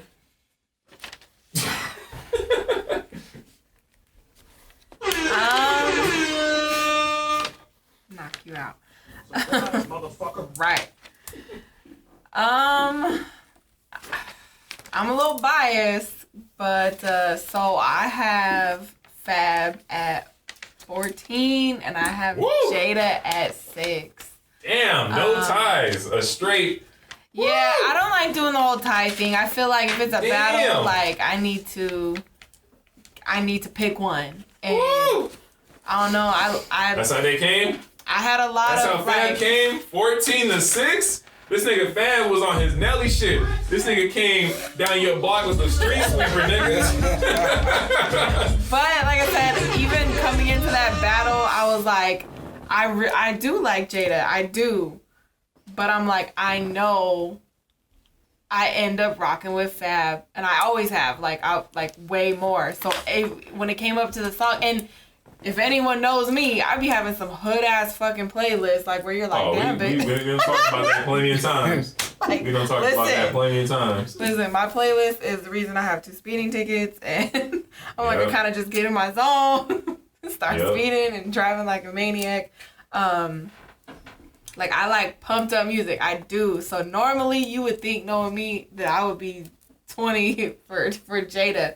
But for some reason, like, I end up like, I don't know, I vibe with Fab so much. Like you said, you're entitled to your opinion. Oh yeah, I mean, I'm just shocked that it was 14-6. I just didn't see it, that's... For me, that's what I'm like, for me. In the fighting world, that would be considered flawless victory. Right. That's a landslide. Woo! All right. So yeah, I couldn't do that, man. So yeah. Coco's got Fabolous as the winner on her. Woo! All right. Chris, what you got? I got Jada at 9 and Fab at 10. Oh, And so one you got tie. Fab winning as well. I got Fab winning. But by a hair. By a hair. So it sounds like it was one tie. It was one tie. Do you remember what the tie was? It was I don't remember exactly what the tie was. I don't really vibe with them that much. Okay. And I know that Fab, he's more of a Cali type of vibe. I'm from Cali. I'm from LA. So am I. I'm from San Diego. So yeah, and it's like, it's just the way that he. Oh Lord, where the fuck his is music Jason? out Well, they both from New York, so. Right. I know they both from New York, I know, but the way got that some Fab Cali comes ears. off, it's more of a Cali vibe. So Okay. Right. Okay, that's a good way to put it. But when it got through like 13 through like 17, I was kind of at mixed feelings, because it was all hits. Yeah. So yeah. But Okay. yeah, and I'm a different generation too, so my uncle used to play this in his truck every time he used to bump down the street. You hear him coming. All right. So it looks like I have 3 ties. Oh shit. Oh wow. And I got Fab at 8 and Jada at 9. Damn. Just by hair. And I didn't calculate this just now. I thought Fab won in my mind till I just counted up. I was like, oh shit, Jada won. Mm-hmm. So that's... I thought Jada was gonna win in my head too, cause I like the verses. Listen, right in the beginning, Jada was ripping it for me. Mm-hmm. I had Jada getting it. Actually, no, Fab got the first one, whatever that was. But then after that, Jada was like, he went on a little bit of a streak. Then it was a break, and he went on a streak again. So yeah, I had Jada just barely etch it out, 9-8. With 3 ties. I didn't write down what the ties were, but I'm sure if I could look at the playlist, I can tell you what it was. But yeah. But that's it for today. We have a few more things on topics, but listen, we've already been going on long enough. This is actually probably a podcast record. I think we're like in the 3-hour mark. Oh yeah, man. Which is, I think the longest we've been on before was like 2.5 hours or something like that. Nah, the one with Jason was long as shit. I don't think it's past 3 hours though. I don't know. We're like 3:20 right now. I want to see how long that was. Jason was just. I feel like it was like 2.5 hours. He was on. Is that the one when they did the top 50? Yes. Well, that was all we did was the top 50. But so still. Yeah, I don't think it was that long. It was 2 hours at least though. Oh yeah, I don't think it hit 3 hours. But listen, I don't want to take it much longer. I will say thank you guys for tuning in as always. I want to thank Chris for coming out. Hopefully he'll stop by a few more often. Hey, definitely, man. We got the extra seat. We got the extra mic. He's always welcome. Coco, beautiful Coco as usual.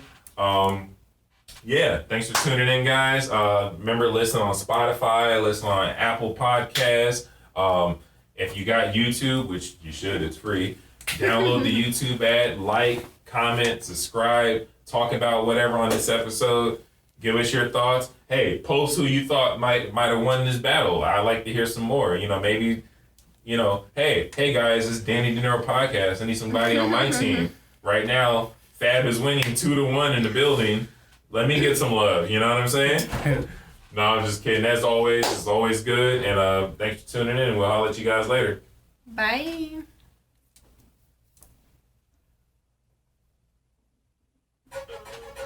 Hey, when I give these keys, don't move my car, man. We out this bitch. Don't move my shit, man. Ho, baby, what's your name? It's your birthday.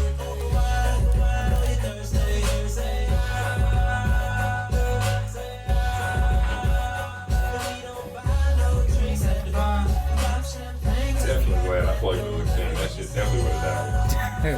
Fucking 3 hours recording. I think they should come out with a new Def Jam fight. They should.